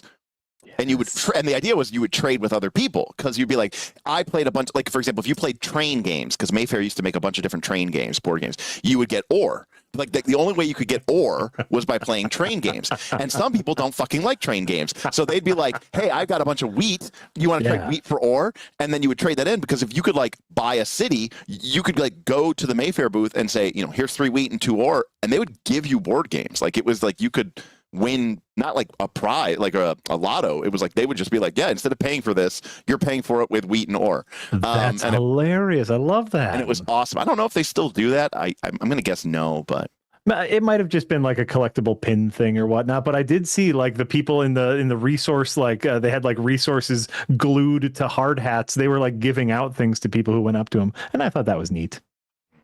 Are you going to go to GaryCon? I know you wanted to go last year because that's really close to you. GaryCon is really close to me. I will have to like, I have to be way up more on top of that because I reached out to them. You know, what I felt was a good amount of time to get in, but they never even. No, they sell out every year. Are you a OSR guy, Jack? Explain to me what that means? Okay. To be an OS. That's a whole that's a whole thing. That's a whole other episode. Old school D&D. You know, like oh no, relatively speaking, I got into Dungeons and Dragons very late. Okay. I think we talked about this. I've only been playing for like 9-10 years. Okay. So you're like a 5th edition and on kind of guy. Exactly. Yeah. Okay. I'm even people in the OSR can't agree what the R stands for. Correct. And in my like Cranky Smurf said in chat, Renaissance, and Ben Milton likes to say Renaissance. I like the idea of Renaissance, the idea of new ideas. It is most definitely old school revival, but I like the idea of a Renaissance that's inspired by the old, whereas the revival, where it's just like we're just going to completely duplicate the old. Well, that was what it was originally, which is why the old school Renaissance is more appropriately called new SR. But anyways, GaryCon has a very strong old school sensibility, both in the sense of people playing the legitimate 1970s version of D&D, but also all of the sort of games that are new, but have sort of been, very inspired by that aesthetic. Shadowdark, for example, being probably one of the most prominent examples now. I imagine Shadowdark is everywhere at GaryCon. Shadowdark is basically GaryCon. Basically, it should be just called ShadowCon. There was also older versions of D&D. No, there's a lot, but it was everywhere. I mean, like everywhere you went, there was Shadowdark. So no, and I love learning about the histories, the history of everything. Obviously, like they are quasi local to me, as Lake Geneva is 20 minutes away from where I live. Like this all happened in my backyard. But I watching videos, if you've read the book Slaying the Dragon, about the history of TSR and how they handled and how they failed and succeeded several times over with Dungeons and Dragons. Phenomenal book. I love that lore. I don't know if I would actually enjoy playing old school D&D just because I think as a theater kid in general, I like the storytelling elements of it all. Actually, I'm getting it right now. The tickets are open, and you have to get them because they only sell like 3,000 or 4,000 tickets, and that's it. And then when it's out, press. I get press passes. I do too. Oh, you're so important. No, well, you know what? They never even responded to me last year. Right, that's the problem. Is like I get press/exhibitor passes, but I do this. I do the pro move. The pro move is I buy a pass. Oh. Then, if I get the press pass or the exhibitor pass, I then trade in the pass I bought to get my money back. I'll reach out to him again this year. Maybe I'm a bigger deal this year. We'll see. Maybe, probably not, but maybe. Probably not. Now that you've been to Gen Con, though, that just changes things. It's like I've seen things that men would not be meant to unseen. say. Right? I'm changed. I'm changed. I am not seeing. Actually, it's not letting me buy. It's not letting me buy the thing, huh? Saying my code is wrong. What? That can't be right. Maybe you should get the code right, Steven. No, it's right. What are you trying to buy? He's buying his Gary Con ticket right now on the show. Yes, because I got nothing else better to do. Are you guys talking about these movies yet, or no? Now we're talking about these. All right. No, we're actually talking about OSR and tabletop RPGs. You know, the thing that you would go to Gen Con for. So I will say that wasting I a good think guess. it is a little. I think it is a little hard. I don't know. My perspective on Gen Con has changed. I used to go there to play games, and now I don't really go there to play games. I go there to sort of, like Jack was saying, like immerse myself in nerd hobby culture and, you know, see things, buy things, you know, maybe lightly demo things as opposed to going there with a mission, you know, to just sit there and like grind out games. And, you know, I mean, I'm in an 8 to noon, and then I'm in a 1 to 5, and then I'm in a 6 to 10, you know, and then you know, rinse, repeat. Oh yeah, I used to do that kind of thing. Oh yeah, and now too, things sell out so quickly. Like if you're trying to get into something on like not trying to get on to day 1, hour 1, minute 1, you know, chances are probably good that you're going to be a little bit disappointed. A lot of things that people want to play, you know, sell out. I will say. Two, this is something I want to talk about. Gen Con.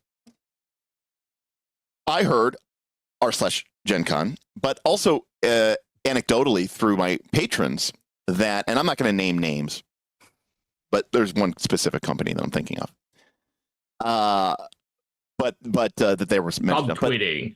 Well, or no, whatever we call it now, that people are not. So the long and the short of it is, there was a time, once upon a time, when Gen Con was, say, 25,000 people. And you had game companies running games. And the people that were running these games and running these demos were people who were there from the company because they worked at the company. And, you know, maybe they weren't the lead designer of the game, but, you know, they were the art director. And of course, they know the game, they know the world, they know the familiar, and they're running that in the company's booth, or they're running it at their little event. Now Gen Con is 3x or more of that, and obviously in order to facilitate that, these companies haven't 3x'd in size. They're still maybe only, you know, a handful of people. And so what they do is they bring in, I use the term professional very loosely, they bring in professional dungeon masters, but what they're really doing is offering people free badges and maybe a hotel room. And people sign up for this just to get a badge and just to get a hotel room, which is otherwise very hard to get and or very expensive. And I have read a lot of posts, but I've also heard anecdotally from my own community, which is, you know, still many thousand strong. A lot of these people, maybe they're bad GMs, maybe they're great GMs, but they don't know the game. They literally signed up because they wanted a badge. Yeah. And they literally have never played before. And this has been going on for the last couple of years. But I feel like it, you know, as Gen Con has sort of maxed out, it's become more and more and more problematic. And this year, there was a lot of horror stories in r/Gen Con. Now, of course, not everyone who had an amazing time is rushing to r/Gen Con to be like, I had a great time. You know, no one's posting that on the internet. Negativity bias is a real thing. Absolutely. It is. Yeah. But the thing about Gen Con GMs, you're going to see like the best and the worst GMs that you've ever seen. That's very true. If you go to Gen Con, You know. or at least that's been my experience. It's like some of the, it's like, whoa, this person is so good. And then some they're like, what? This was a horrible experience. It's just, it's a mix, right? But I also question how valuable that is as a company to have someone who barely knows your product and isn't connected to your company at all and just signed up so that they could get a badge. And now they're going to be the ambassador for someone's first and potentially only experience that you ever have with this game and with this company. And you come away from it and you say, well, that was shit. And I just feel like that's a wild thing to do to I don't know, to increase the number of events that you can run and the number of tables that you can run. It's the other thing that's weird to me. My brother always tries to demo like new RPGs, and so like the year the Avatar game, Avatar Legends came out, he and his group signed up for 2. And he told me that if it had just been his first game, he would have gotten a very different impression than the second game, because the first GM just like intentionally skipped using a large number of important rules of the game because they thought it wouldn't be good for a demo game, including the part about like getting out of balance, which was like hugely important. It's kind of the core nature of the game. It's kind of the core, and he was like, that balance thing was the best part of the game, and we only saw it in the second game. We were like, what's this? Why did he said he was skipping a few things that weren't important, but that was really important. So sometimes you also have situations like that. Yeah, my first time playing Avatar also sucked. I had a terrible GM. Was it with Derek Melenda? Yes, it was. It was. I thought terrible. You said he did a great job. He was. I was just being nice. I mean, okay. No, actually, it was awesome. It was a lot of fun. I think like Derek probably used the actual rules of the game. Well, I don't know. I couldn't tell you because I don't know the rules. So right, that's fine. You don't need to know the rules. It was your first time, but I did, and that was the most important part. I remember there was time. It's actually an Avatar story similar to Mark's. I was in the Magpies, like not their booth, but their like room, and they were doing like a demo, kind of like it was like a real light demo session, not even like a full ticketed 3-hour session. It was sort of like a learn to make characters. And there was this person here who was like very badly explaining the game, and like they were obviously working for Magpie. And I said, I can't, take a knee on this. I was like, I just kind of like stepped in, and I sort of just explain the game, like I was like, and like the volunteer was like, oh, thanks. Like they didn't give a shit that I like stepped on their toes because they didn't even want to be there. They were just there to get a free badge and a free room. I think the other side of that coin though, like if you like, I think it's a valid complaint, but the other side of that coin is, how do these companies vet the people running the games? Like how many man hours need to go into vetting? And that is absolutely, I'm sure, an expense that many game companies can't put on, right? Or they could just not run 300 events. They could, but you have to run 300 events because there's 70,000 people there. If you don't run 300 events, Steven will be like, why didn't you run that many events? Steven will have a thing like, it'll be like, Steven will have Magpie seats down 35%. Is the end near? Is this the end not only of that company, but also of the bird Magpie on the face of the planet Earth? Magpie. Did Magpie just roll a 6-? Is a hard move coming?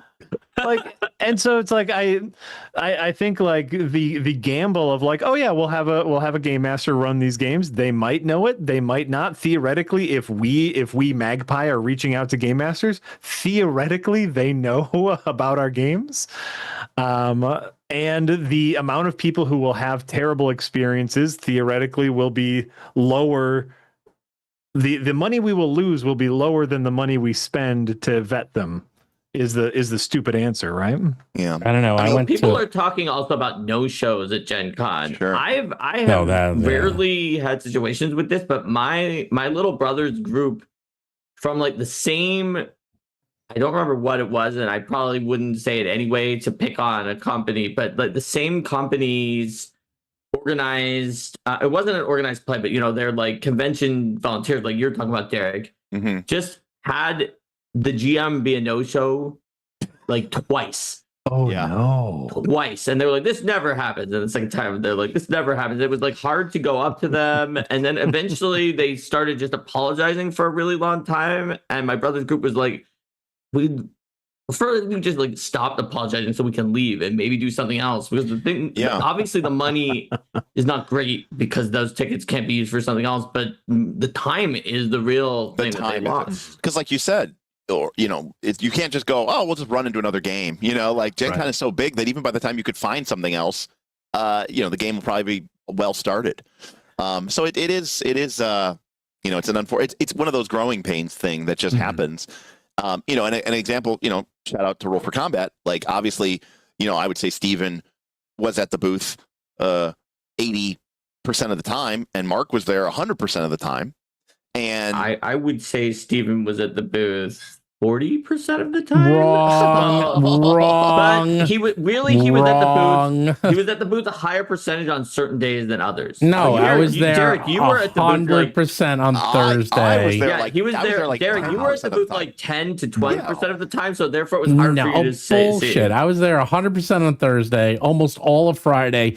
Saturday, I had talks. And then Sunday I played hooky. You were there. Sunday I played hooky. I was freely admit, but I actually but I was also talking to a lot of people. That's why you were there. No. 40 to 50. Okay. I'm trying to. It was hard, but it was like my point is, Steven, you were doing very important things where you were. I was literally meeting people who I couldn't talk to at parties on Sunday because it was too loud. Imagine going to the Roll for Combat booth, and let's say Steven wasn't there, and Mark wasn't there. And Linda wasn't there, and it was just say Marshall. And only Derek was there. Jesus, that'd be terrible. And it was just like Marshall and Brooklyn. You're like, well, part of the reason I came here was to have this moment to interact with you and to meet the authors and to do, and you guys. And honestly, I think Marshall and Brooklyn did a good job. No, they did an excellent job of running the booth. They were fantastic. What I'm saying though is they didn't write the fucking book. You know what I mean?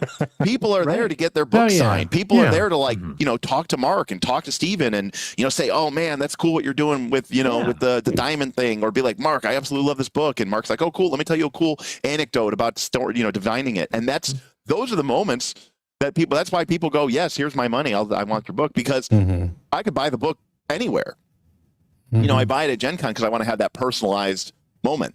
And I think that's so important is to have those personalized moments. But a lot of the bigger companies, the scale of GenCon has made those personalized moments rarer. A lot of the bigger companies don't even have the people who are like working on writing the game, like also being the ones who are selling it to you. Paizo does. Yeah. A lot of them don't, right? Even like still, if you go to those booths, like most of the people that are there are also volunteers. Yep, absolutely. And there was I make stupid assumptions.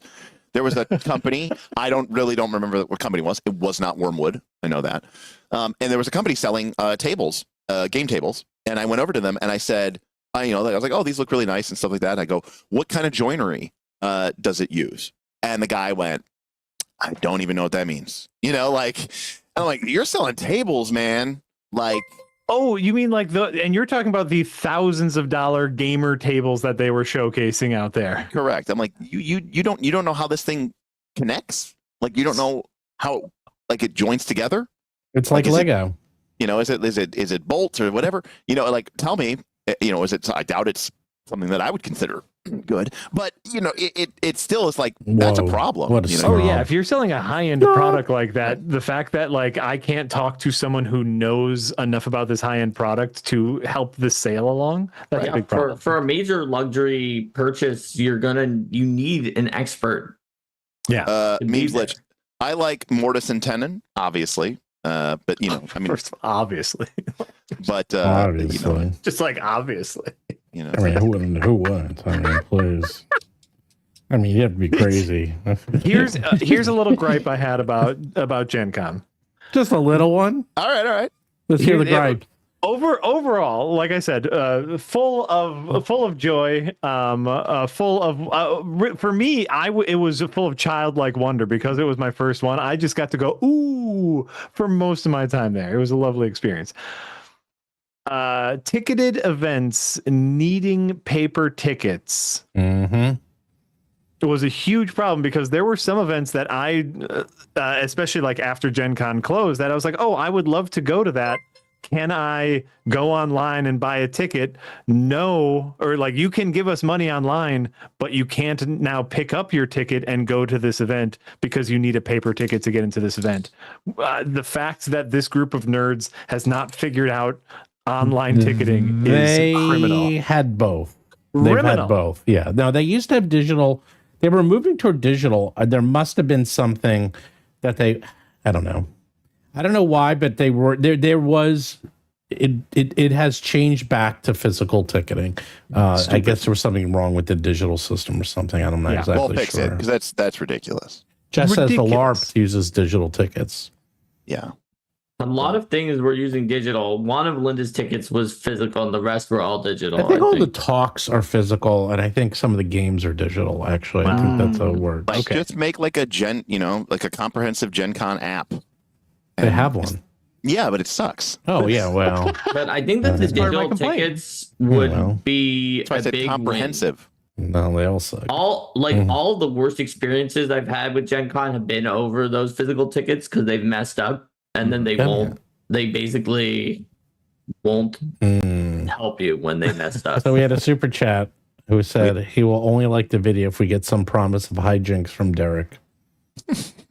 Well, I don't even know what that means. Does Derek do hijinks? All right, if enough people like the video, if what is it? 100 people like the video. If 100 people like the video, something that he got at Gen Con, like no, Jack wait, did. we will. I want to do some improv with Jack if we're gonna get 100 likes. 0%. Look at you. Look at the. I can't believe I came onto this small channel. They want to hear Kermit voice. Only 160 people watching. Wow, I know this is actually like one of our worst shows. Not like I'm blaming Derek. Derek. Not like my channel, which is This is like low attendance. Over 300. Well, I can't talk about Daggerheart every day of my life. Like some people. Talked about Draw Steel last night. Ooh, bitch. So did I. We talked about Draw Steel in this channel too. Touche. Agile Monk sent a super chat for $10. I got the best deal ever this year. I had the blessing of Derek buying my special 40th anniversary Pendragon special edition for me from Calcium at Gen Con while I was recovering from the hospital. That's right. And he kissed it.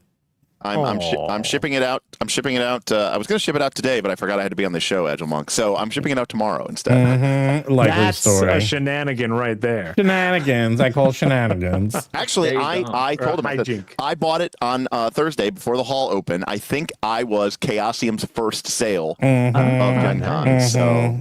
Yes, that's right. You're so fancy. Waters says Derek has to help out those small YouTubers. That's right. Talking about Mark. For sure. No, I was talking about Jack. No, Jack. I'm a little Jack fish. We're like nothing compared to Jack. Please. No, obviously. That's true. I mean, Jack has for $5 said Steven Daggerheart. Two YouTube plaques behind him, not one. Two plaques. One. Damn. But are they gold? Come on. No, I don't see gold. Nope. The gold one hangs up in the Red Letter Media bathroom. Really? Damn. That's fucking. There you go. That's pretty funny. Got so many plaques hanging up there. The dentist is gonna come. What were you saying, Mark? I'm sorry. Oh, that's a lot of plaques. I said there was a super chat that said add Steven Daggerheart. Yeah, Daggerheart. I bought 2 versions of the special edition. I'm thinking of buying a few more. I tried to buy 5, but it wouldn't let me. So no, there's a lot. There's a limit. Well, I just kept buying. I'm thinking they're pretty expensive, but maybe I'll get some out. There you go. Now you're thinking like me. I know. Who's the one who paid for the ones that you gave out? I bought. I told everybody this was sponsored by Roll for Combat. That's right. No, actually, we got a bunch of stuff. Like I picked up 2 out-of-print copies of backstory cards. We're going to be giving these away because people. I talk about these all the time on my channel, and no one can get them because they're sold out, and the company doesn't exist anymore. And I also bought 4 copies of Fabulous Ultimate Natural Fantasy to give away, hard copies. So there you go. There you go. Oh well, yeah, and you got me one too. Where's mine? I did get you one. Where's mine? I even got it signed. You did get it signed for me. Thank you. Look at you. By the way, I hate signed copies, but thank you anyhow. I'm only kidding. That I hate signed copies. I still, where is it? Yeah. I don't know where I put it. I misplaced it. I have so much crap here. It's like he said it was ridiculous. signed. Throw it away. Maybe throw you it away. it. I was thrown away. It's worthless now. Yeah, maybe you freighted it or totally something. Worthless. Where is all this crap? You did freight some of your stuff, but it was cool. It was really fun. I'm really looking forward to playing around with this deck of worlds thing that I bought. The deck of worlds. The world deck. The deck of worlds from the story engine. It's just like prompts that like it's really like session 0 stuff / collaborative world building stuff, and it's just got like words and art, and it's designed. That's what so it's the draw steel. No.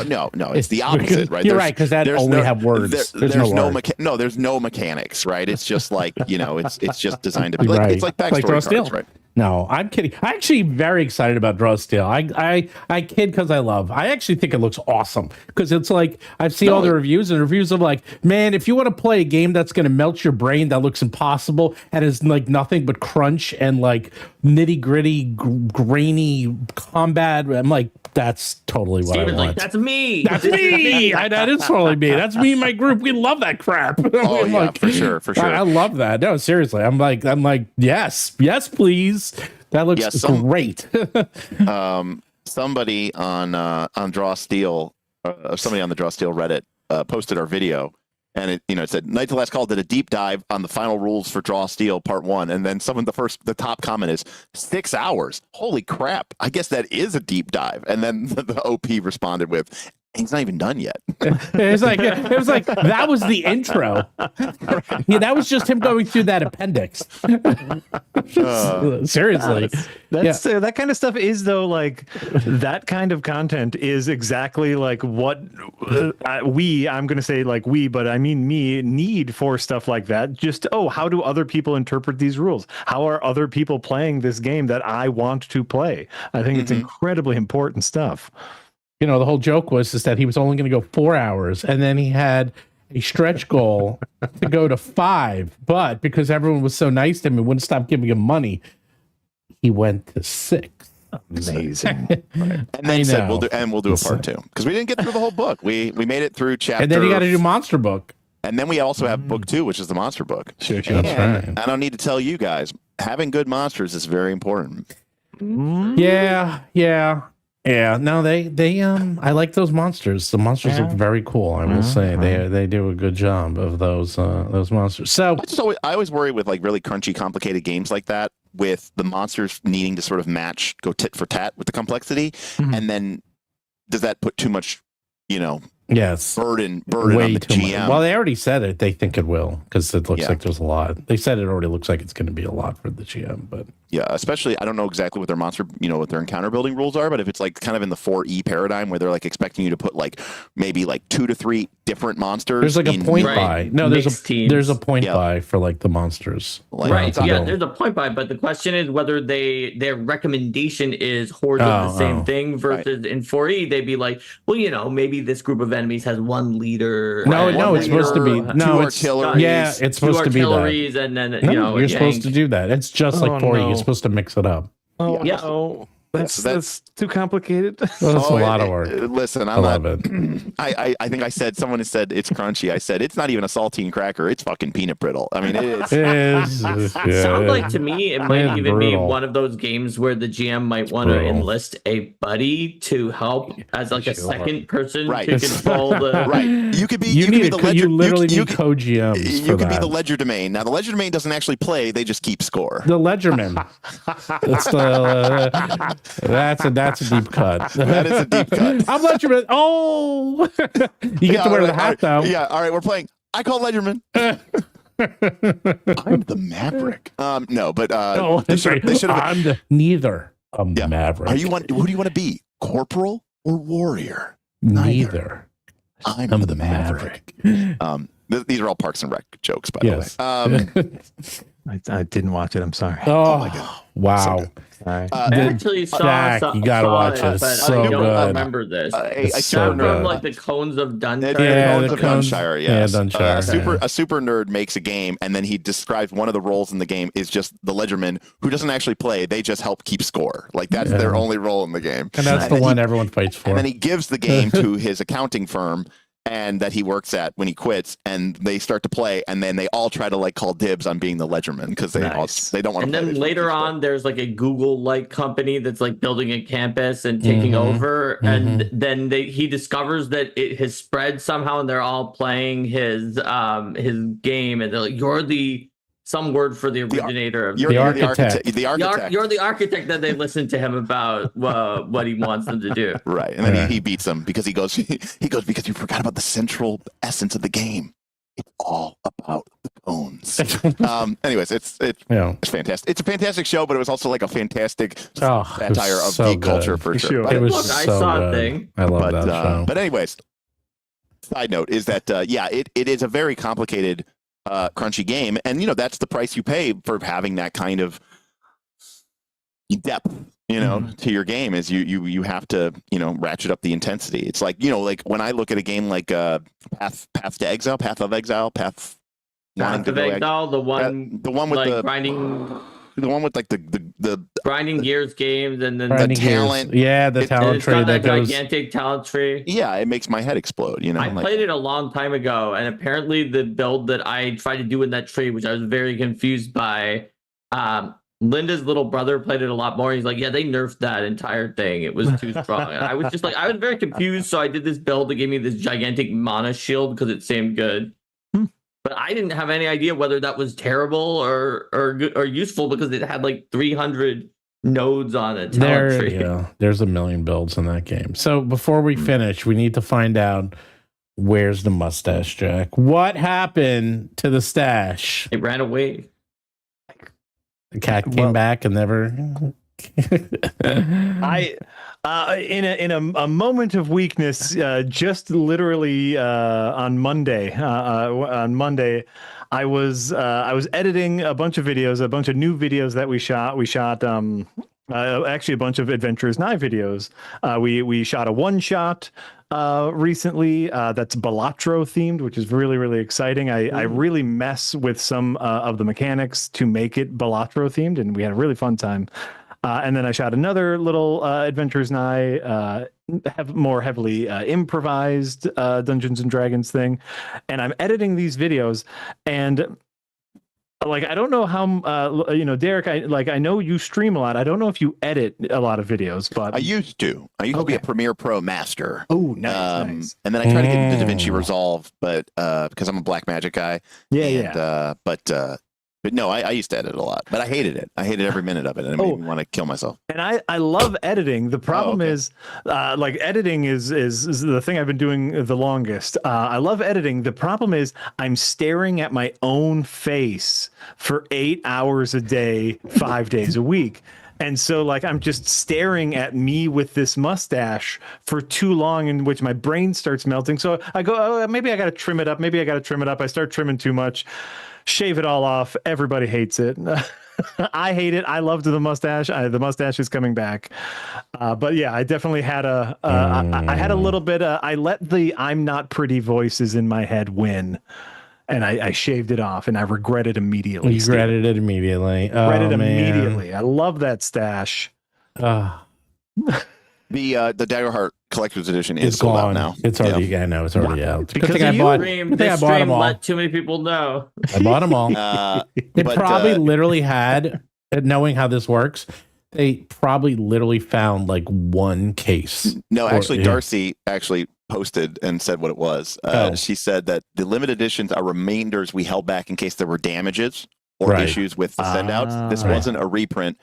There weren't very many, but we wanted to make them available. It's a few cases. So I bought them all. It was probably literally, you did not buy them all. I just bought a whole bunch. There was a limit. He couldn't.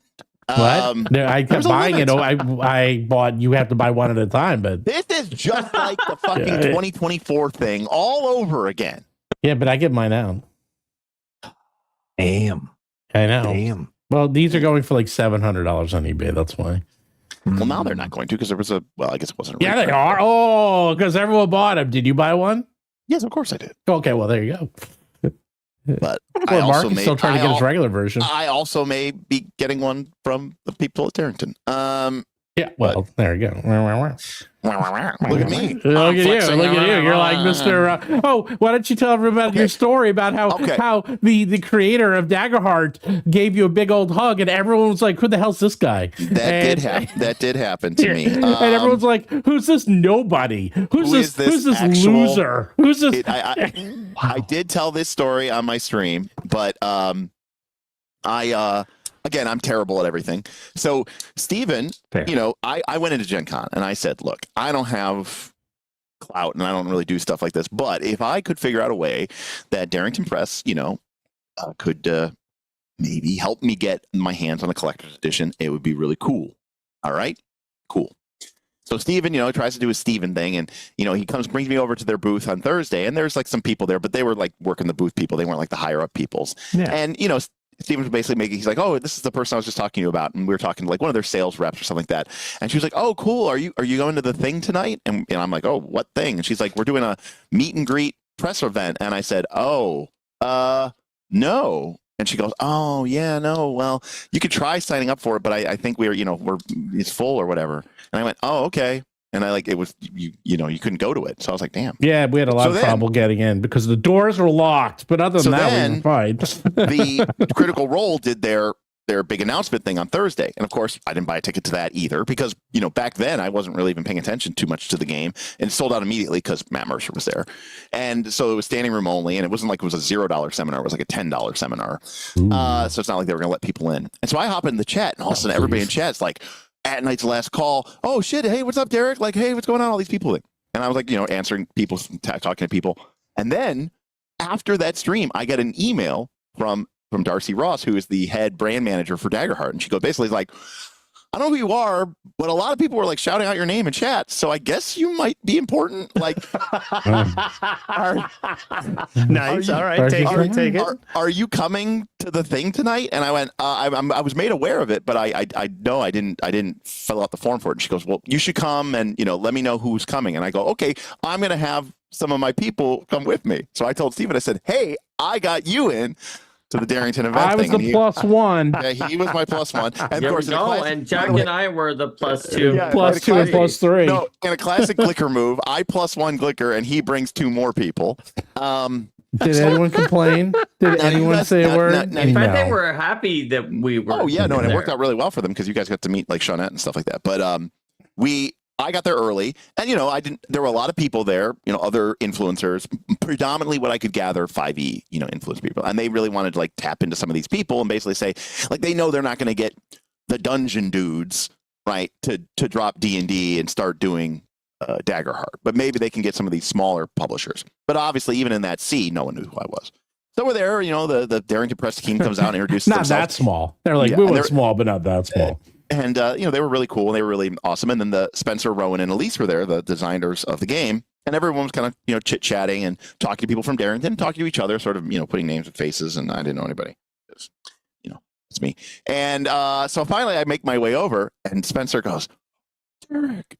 And he comes in and gives me a hug. He's like, I'm so honored that you're here, man. It's so cool that you I've been watching your channel for like years. He's like, it's so awesome. And everyone's basically like, who the fuck is this guy? Like, why is this even happening? And so then Spencer and I start riffing hard, and everyone around us is kind of like looking around like, what is happening right now? Like, what are they talking about? Because, not to be mean about it, but, I may have been the only person in the room who actually read the rules to the game.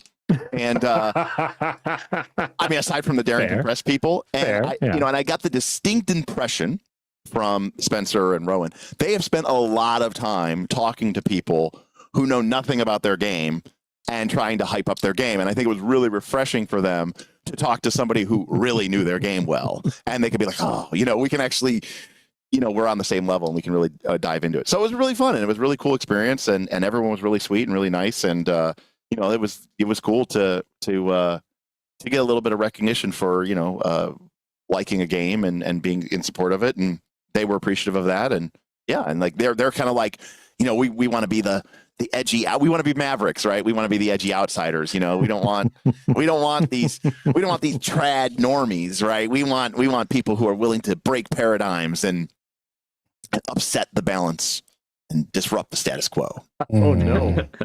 Oh no! It was fun. It was good. It was cool. They want the losers like us. Yeah, no, that's what we're cheap and we're available. That's what they were really saying. But girl, yep.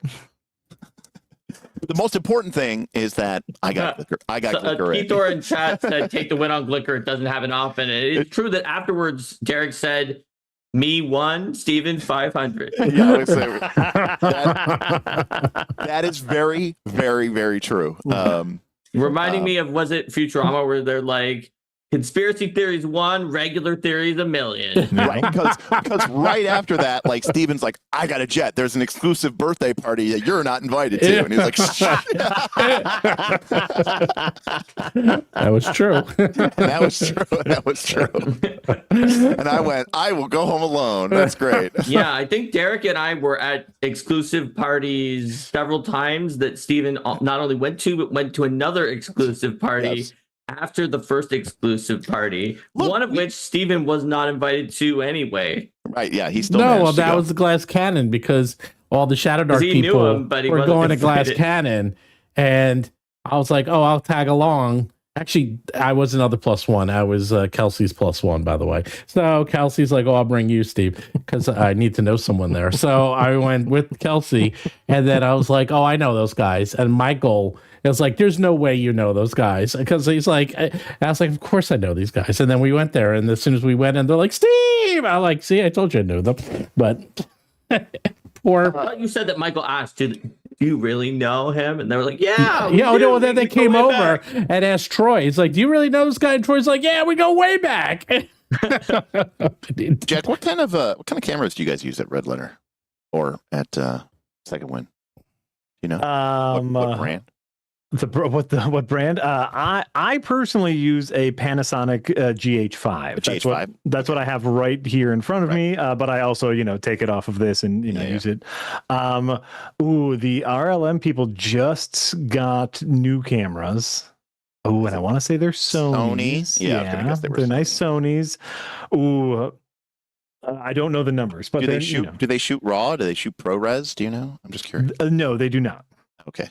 They do not, but we have a nice studio space, and so all the lighting is pretty good enough. Yeah, you don't have to worry about crushing the blacks. Right. The like shooting raw is really nice for when you're running and gunning, but if you know your space, personally, I don't think it's worth the extra data. Yeah. Fair enough. I used to run like 5 cameras at 4K on ProRes, and it was like, oh, it's insane. 1 gig a second or something. It's great when you don't know the area and you're just, you're running and gunning. Like it's great for when you make a mistake and need to fix it in post. But we don't have to worry about that. Right. That's like actually really nice. Those Rode the Rode mics now, the lavalier ones, the Pro versions, right? They're all 32-bit float, so you can't clip. You can recover everything. Those are great. Yeah, I use the do I have it with me? For audio, I have the Zoom. What are they called? Like the H2s with the 2 XLR-ins that also record 32-bit float. Yeah. Beautiful little self-contained recorders. Yes. Love those things. Yeah, there's like the P6 and the H6 and the We use the H6 like when we film Adventures Now, we use the H6 just because there's 5 of us that need to be mic'd up. But just for run and gun stuff, there's like it might actually just be called the H2. It's like no bigger than a deck of cards. You get 2 XLR slots. It's a beautiful little recorder. Yeah, cool. Nice. All right, that was my AV nerd thing out. I was a member of the AV club when I was in high school. Well, like I said, I was a professional photographer for a period of time there. But yes, I had to sneak in a camera question. I always want to ask people what they're using. And of course, to be honest with you, most of the time when I ask a YouTuber what they use, they usually say, my iPhone 11, that's of course. The answer. Well, they can't even name their camera. Wait. I know nothing about cameras. Even no, they just use an iPhone. That's what wait. Most people just use an iPhone. Did you ask about Mark's camera? Because for his birthday, he got a new camera. Did you even notice? I think nobody noticed because I noticed. You definitely look better. Well, the colors are definitely more saturated. Well, that's just you need some better. I'm messing around with the light. You need better lights. Your light is. I'm messing around with the light to do that, but you can't. Yeah, you don't. It's an Elgato Facecam Pro. Okay, sweet. It was apparently the best they could do without getting something that was incredibly overly expensive beyond belief for my YouTube channel that makes less than $1 per day.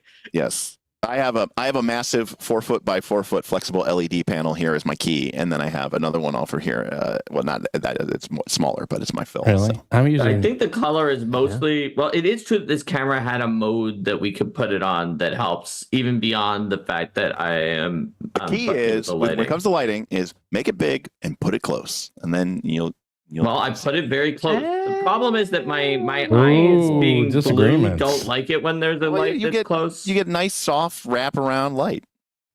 That's why you don't want it too close. You need to diffuse it and get it far away. No. Which one of us here has beautiful, even lighting?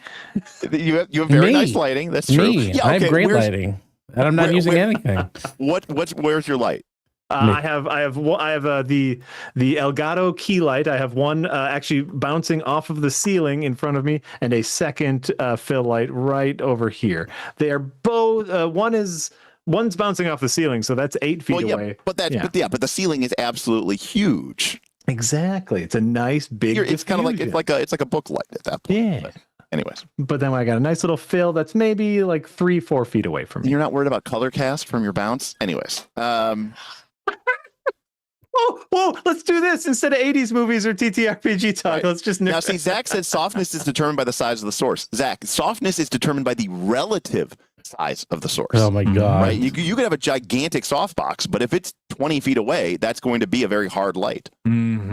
So Derek, I have the light right now very close to me. Yeah, but that you're saying that's not strong enough. Wait, we're way off. You're way your light's not nearly strong enough. I mean, you're in an all-white room, which does not help. Yeah, that's really bad.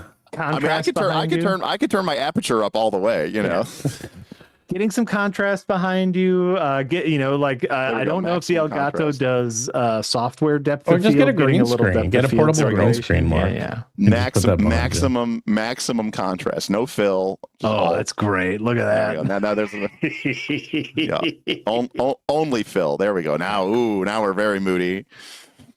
Derek, fix all of our setups. That just asked if you can fix all of our setups. In fact, I'm kind of getting a little bit of a Rembrandt light. Now you look terrible now. What happens if I like it. You like it? A little half good, half evil. I like the half fit. Yeah, because now you can have a serious conversation, and I will take you seriously. Right, Steven, is this better? Now I'm actually role playing. Because my light is dramatic. I have a dramatic lighting on me. And of course, I'm speaking in a soft, whispering voice. And that way, I could also speak in a slightly offensive Scottish accent. Either way, you know now that I'm role-playing.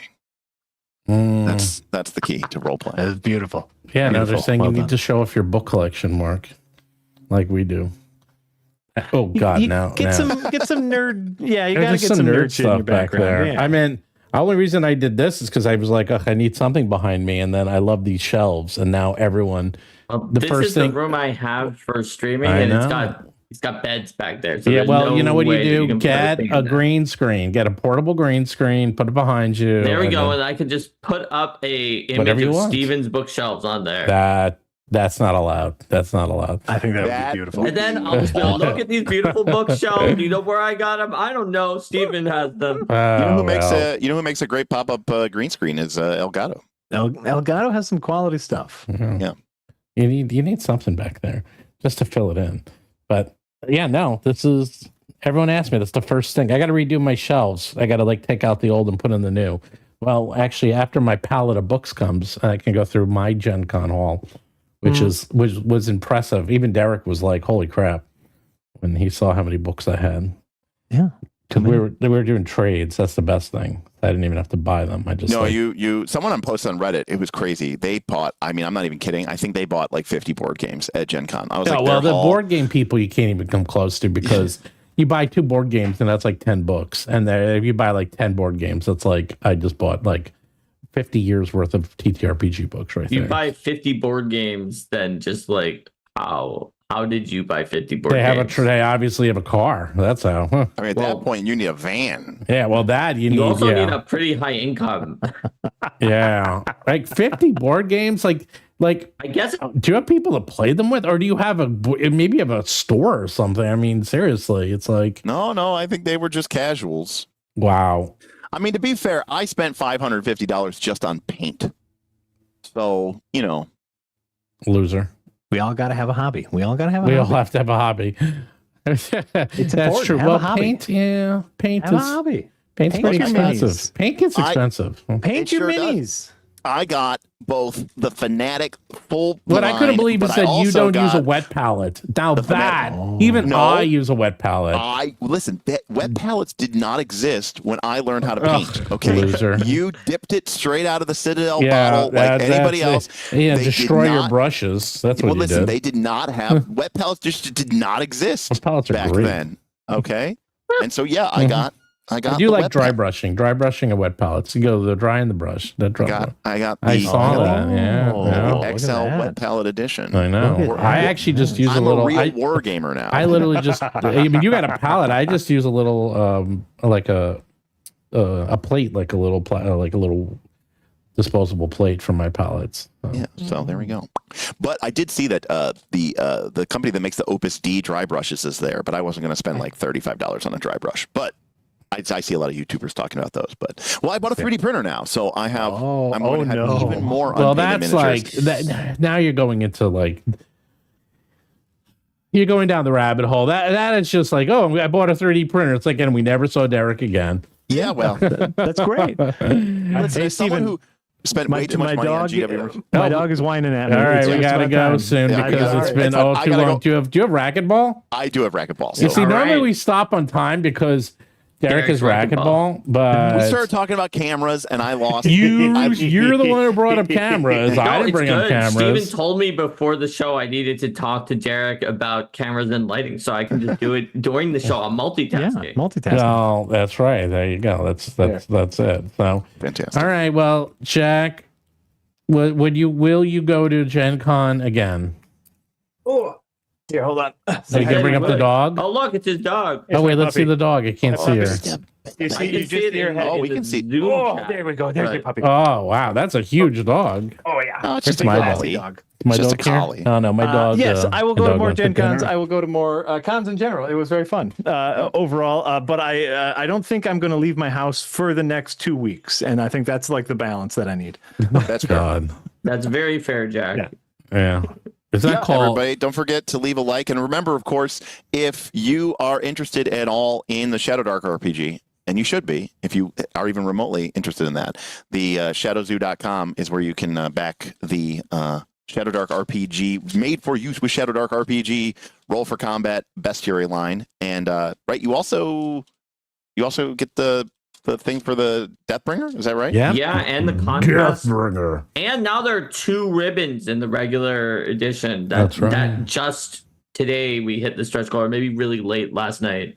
Yes. A lot of people wanted 2 ribbons, so now we went deluxe because you can never have enough ribbons in a book, it looks like. I mean, that is true. First of all, that is really true. When I have only 1 ribbon in the Eldamon book, which has no special edition, it has 1 ribbon, I always put it on the page with the type chart. And so then if I need to bookmark anything other than the type chart, then I can, because I'm just a savage, and I just put these little like filing tabs in my book. No, some people do that. Some people do that. My brother's friend had that all throughout his Shadowdark book. Yeah, that was a very neat and organized. That Shadowdark book was so organized. It depressed me. I was like, wow. Steven saw it because I gave it to Steven to bring to the Ennies so Kelsey would sign it, because my brother's group did not get into any Shadowdark games, just like Steven is always saying on the show. It was too full up, and they could not get into any events. Nope. That's right. There was no room at the Shadow Inn. All right. All right. Take care, everyone. And until next time, if you want to battle the zoo, find out about 80s movies, cameras, or even joinery, you have to roll for combat. Whoa! That was good. Great.